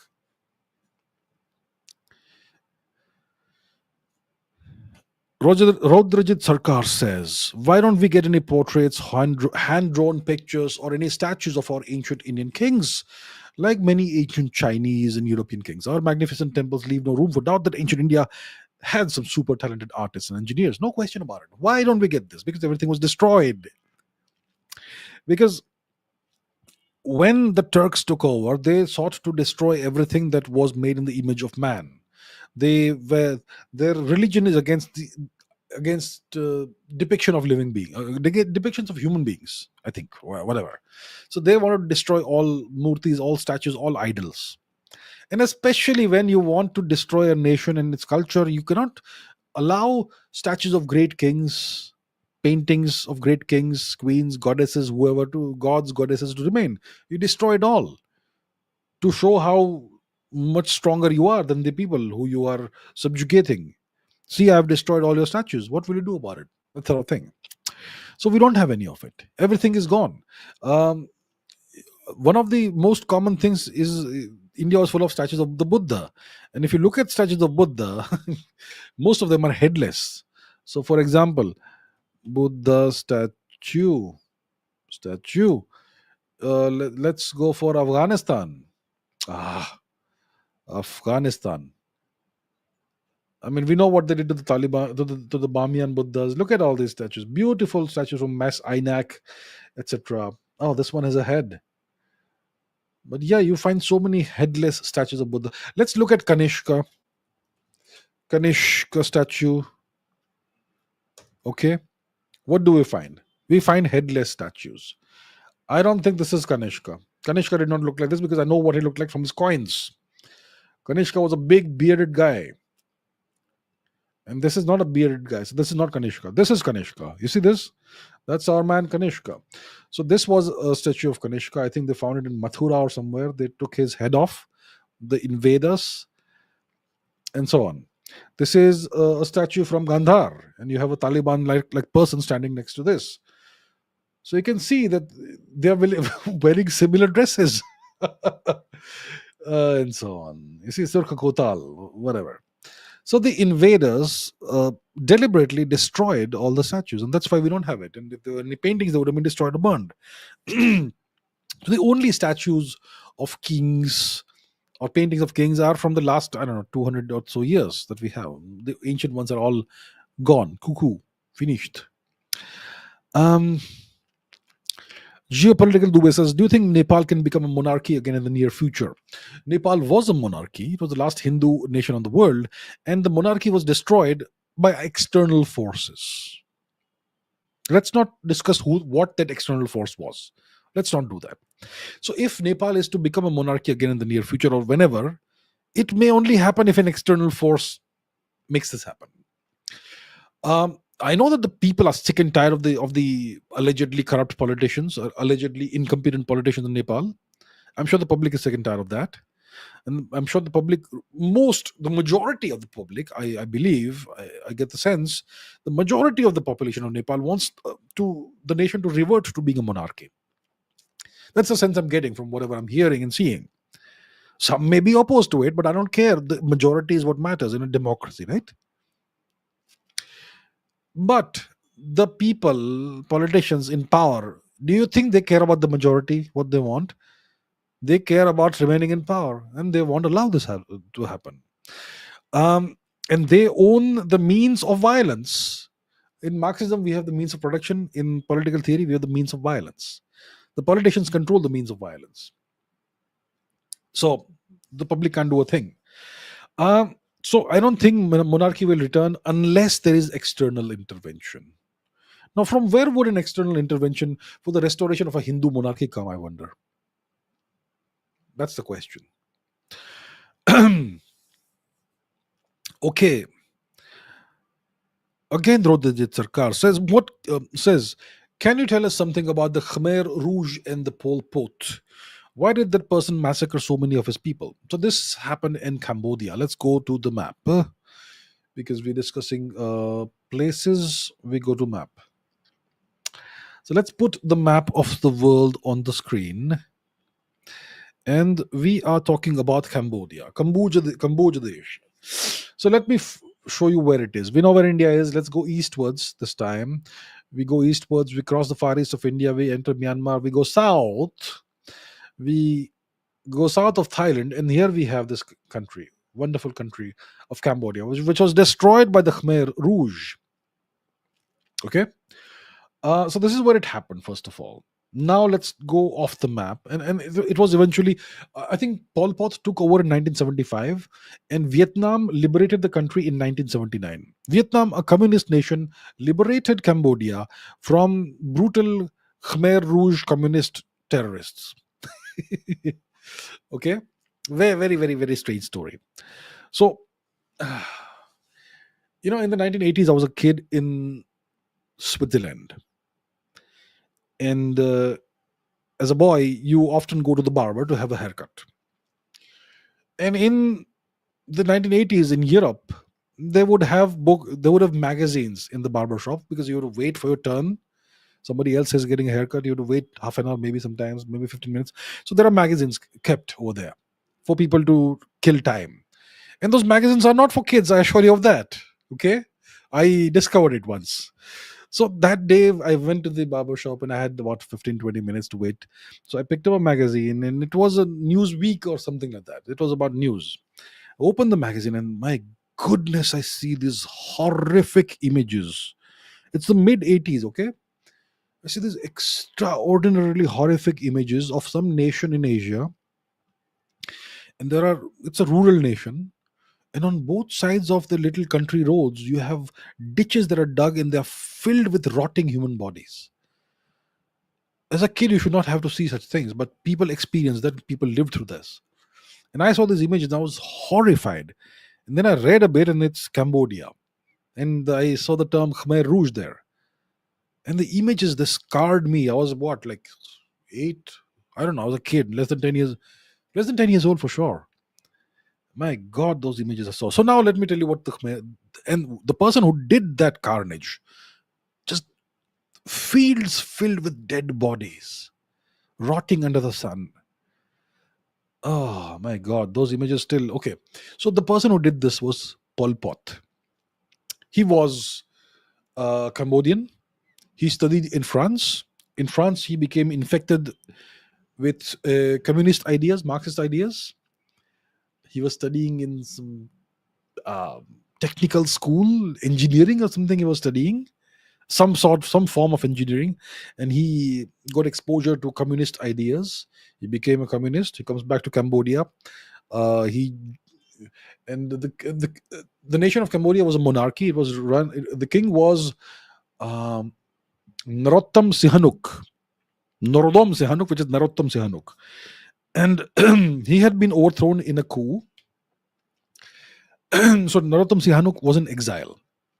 So this guy Pol Pot starts a guerrilla insurgency, and this fellow, the king Narottam Sihanouk, joins hands with the Khmer Rouge, which is the organization that Pol Pot becomes the head of, and they try to take back power in Cambodia by overthrowing the guy who did the coup.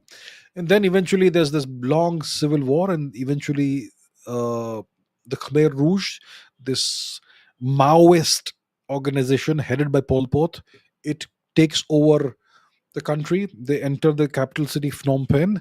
They order everybody to evacuate the city. It's a big city. It's a metropolitan city, maybe a million plus population, perhaps. I don't remember exactly. Big city.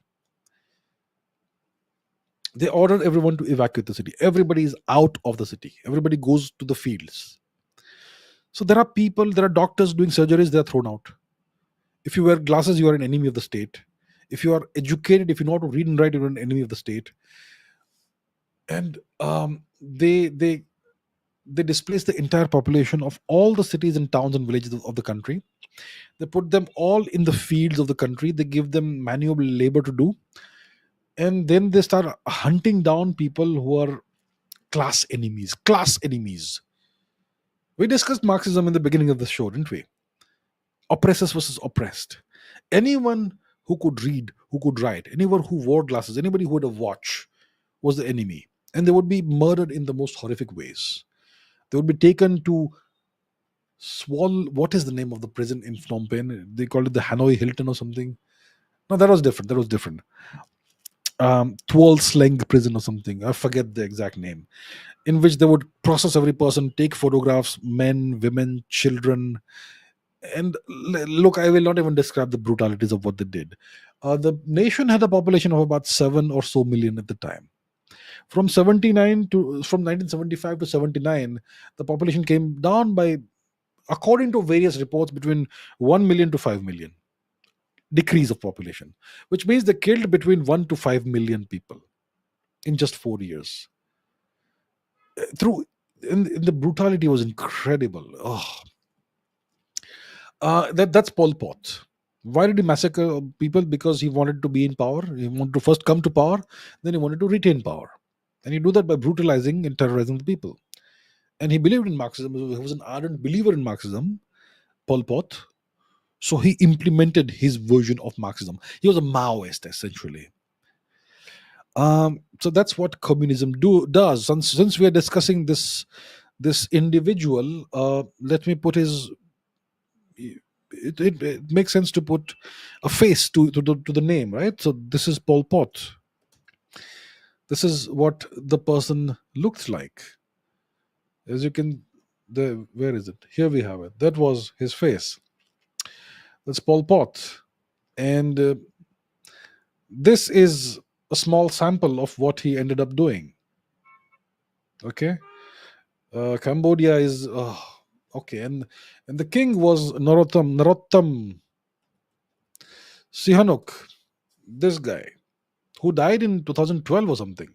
His reputation is forever tainted by his association with the Khmer Rouge and Pol Pot, and he had lots of children, uh, including Prince Narottam Ranaridh, who never became king, and Princess Bopha Devi, who was a dancer, classical dancer, and so on. Anyhow, I will not go into the details, but you get the point.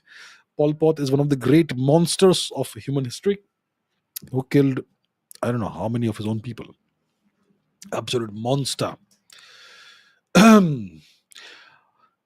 Okay, let's take a few more questions, and then we'll do. I'll take questions from the live chat. Vidhi Maniar says, "Can you educate about fasting? Is it true that 96 hours of fasting creates good changes in our body? If yes, please explain." Look, this entire this entire thing that we have of eating 3 meals a day, it's nonsense. Okay, Uh, this tradition of eating 3 meals a day plus snacks plus whatnot was created by industrial by commercial pressures to sell more fast food and more junk food and all that. As a species, Homo sapiens, we have evolved with a fast or feast approach to life, and our bodies are not accustomed, they have not evolved to be able to process 3 meals a day, 4 meals a day. Historically, we were hunter gatherers for the longest period, hundreds of thousands of years. It's just in the past 10,000 years that we have become an agricultural and sedentary species. It's only in the past 70 years that we have become, even more sedentary. That's a eye blink of time in the evolutionary time scale. So our bodies aren't adapted for that. Our bodies are adapted to eating sparingly. Our bodies are adapted. They're designed to be runners. We are designed to be runners, not walkers, not sitters, runners. Our ancestors ran all day, and our ancestors would eat like 2 or 3 meals in a week, perhaps, at the best of times. When you eat, you feast, then you starve, then you fast. So fasting, because of these reasons, because of these evolutionary reasons, fasting is good for health. And research and medical studies have shown that if you fast for 4 days, which is 96 hours, it has the effect of completely regenerating your immune system. So all of your immune cells are regenerated, and you get a completely brand new immune system if you fast for 96 hours, 4 days. I think most people would have a heart attack at the idea of fasting for 4 days, not eating food for 4 days. It's nothing whatsoever. If you are a healthy person with no actual underlying health conditions, it's no big deal to fast for 4 days. Just drink water. You will have absolutely no ill effects. You'll actually end up with a new immune system. That's what medical science has shown us. Now, there is something called extended fasting, which is fasting more than 4 days, just water, 0 calories. What that does, it does multiple things. First of all, the longer you fast, the more autophagy your body undergoes. Autophagy means once you start fasting, the body starts recycling itself. At any given point in time in your body, you will have uh, dying cells, damaged cells, diseased cells, maybe precancerous cells. Okay, these cells are not good for your health. Now, if you start fasting for an extended period of time, 2 days, 3 days, 4 days, or more, then the body starts doing housekeeping internally. So it starts identifying the cells and destroying them, and then taking the components and building new cells out of that. So if you fast for, let's say, a week, you will undergo significant autophagy, and a lot of all these dead, dying, deceased precancerous cells, if any, will be destroyed. And if you fast even longer, the better is going to be the effect. It's going to detoxify your whole body. It will clean your liver and your kidneys and whatnot. um, it will throw your body into ketosis, which is, it will burn ketones, it will burn fat instead of glycogen, instead of glucose, for energy, which gives you a whole different feeling, and so on. So yeah, extended fasting is not for everybody, I assure you of that. But 3-4 days, anybody can do it. And I am experienced with extended fasting. I've done it a few times.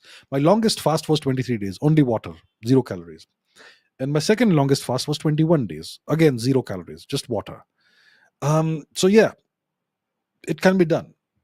It's not easy, it's rather brutal, but it has its health benefits. But I assure you, it's not for everybody. Okay, with that, let's just take some questions from the live chat. Shri Ramachandra Anama says, what are your views on Austria? I regard it as a country that exists. I don't have any specific views about it. It's not geopolitically very significant. It's part of the EU, which means which means it is not a sovereign nation. And it has an interesting history, part of the Austro-Hungarian Empire. Vienna is the capital, and so on. And of course, there is an interesting person who's associated with Austria. Some would call him the painter. So yeah, that's what I would say. Okay, some more questions. Come on, come on, come on, come on. Pratham says, when will we see an Indian UFC champ? How many years? I'm sure there's somebody out there. If you train him or her well now, they could become a UFC champ. What we should look, we should have all sports in India. UFC is a brutal sport. It's a sport of fighting. It's not for everybody, but there are people who need that. There are people who, with the violent, that violent streak in them, that needs to be tamed and disciplined. And you can only do it by putting them in the fighting arena, so that they can channel that in the right direction. And such people will bring India great glory, so, in the sporting field. So if we make this sport widespread in India, we'll have a UFC champ tomorrow. It all depends on the resources we give to the people. But there's no question that we have all the genetics, all the stuff we need to become champions. All right. Moving charge with a magnetic field says, how much information does the Indian government hide from its citizens? Well, if I knew, then I would be part of the Indian government, but I'm not, so I don't know. But it makes sense for any government to hide some things from the public for national security reasons or whatever reasons. So I'm pretty sure there are some things that are kept secret. They are classified as top secret, above top secret, whatever else, various classifications. Every nation has these things, and it's there for a reason. How much is there? I'm not sure. But yeah, there is going to be a veil of secrecy over certain things, and it needs to be there. Okay. Ayush Singh says, is China lying about its 5% economic growth as its property sector, which is 30% of GDP, has collapsed? Well, look, am I the right person to ask this? Because I can only give you the right answer if I have the actual data, facts, statistics, and figures in front of me. But I don't, right? I'm not in the Chinese government. I'm not at the level of Xi Jinping, who knows everything that's happening in China. So I can only guess. And then I can only speculate. So I don't know. That's the answer. Look, I don't know.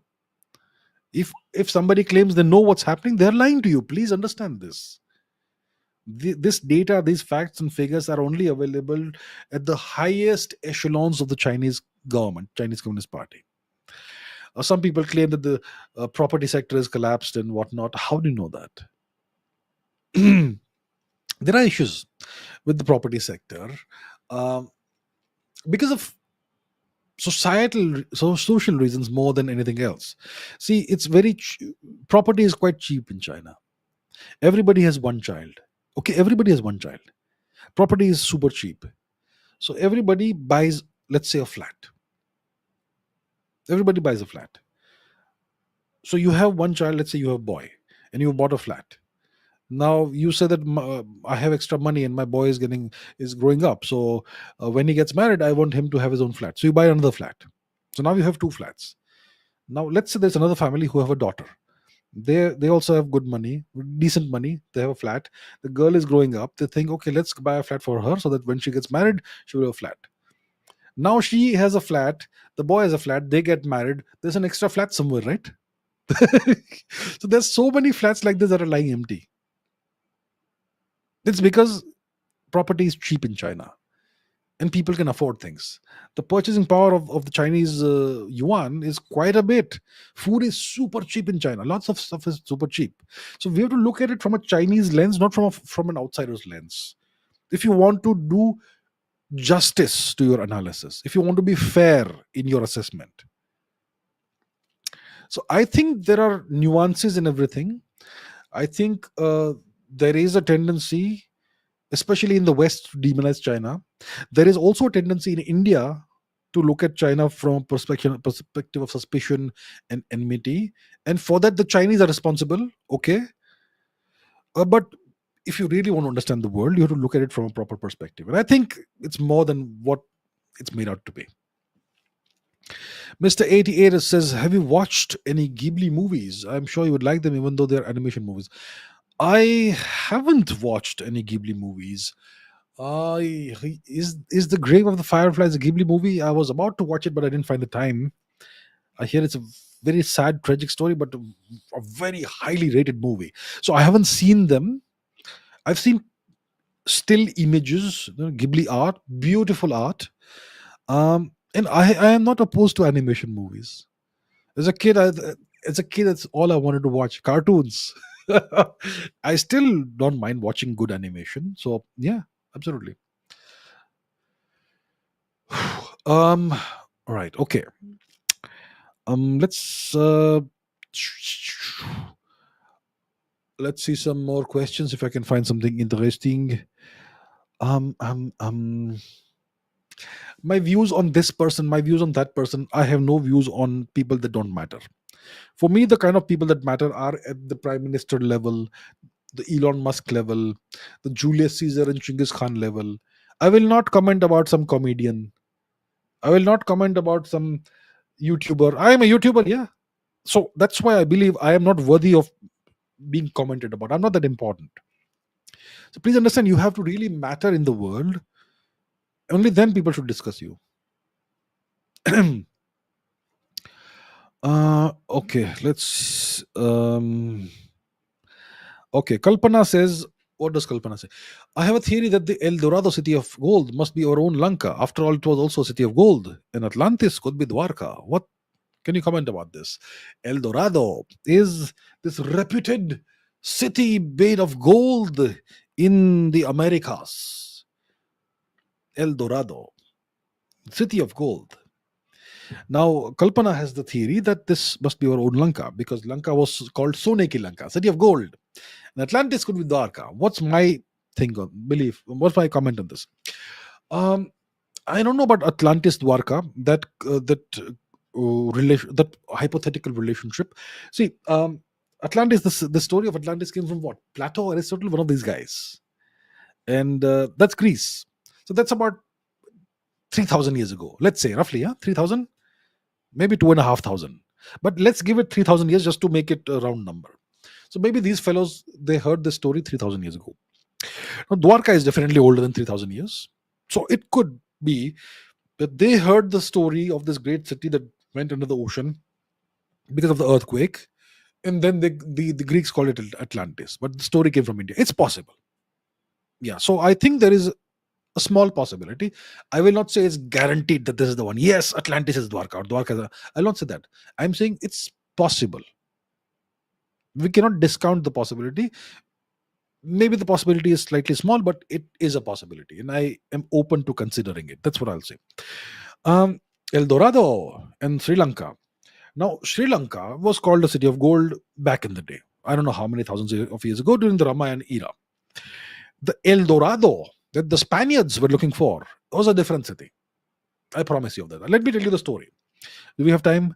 The Spaniards were driven by this greed, this lust for gold.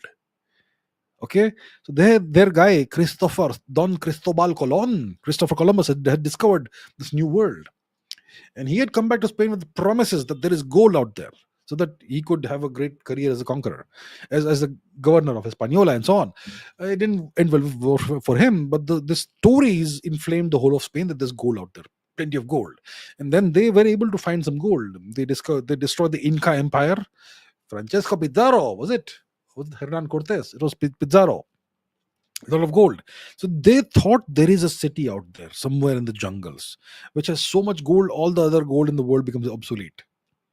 And there were stories of Cibola, the seven cities of gold, which came from during the before the Spanish Reconquista and so on. So because of all these myths and legends and so on, and also because of stories associated with what's his name? I forget the name right now. Lots of names. So because of these stories, you had this myth that was created of El Dorado, a city of gold. It has nothing to do with Lanka. It was a myth in the Spanish imagination. They were looking for that, not for Lanka. That I can tell you. Ritik says, how to achieve greatness in life. Live up. First of all, understand yourself. Most people don't spend the time to understand themselves. They don't take the time to understand themselves. To understand yourself, you would be alone. People are scared to be alone. You first have to understand yourself, which means you understand your strengths and weaknesses. Then you build on the strengths by raising your standards and working as hard as possible. You don't achieve greatness by being a part-time worker or whatever. You have to work. You have to work really hard, and some people discover it very late. It is what it is. Yeah. So it's a process. It's a long process. All right, with that, I'm going to end today's session. Once again, 2 hours, 17 minutes almost. So thank you so much. Apologies to those of you whose questions are still there. I'm sorry I can't take all the questions in one session. But please keep asking. Okay, how about next weekend we do a question only based on the live chat, so that you all get the chance to ask questions. Okay, next weekend, next Saturday, I'll take questions only from the live chat. No questions from the comments. All right. Thank you so much. Keep asking questions. Keep raising your standards. Keep working hard. And take care of yourselves. And I'll see you next weekend. Thank you.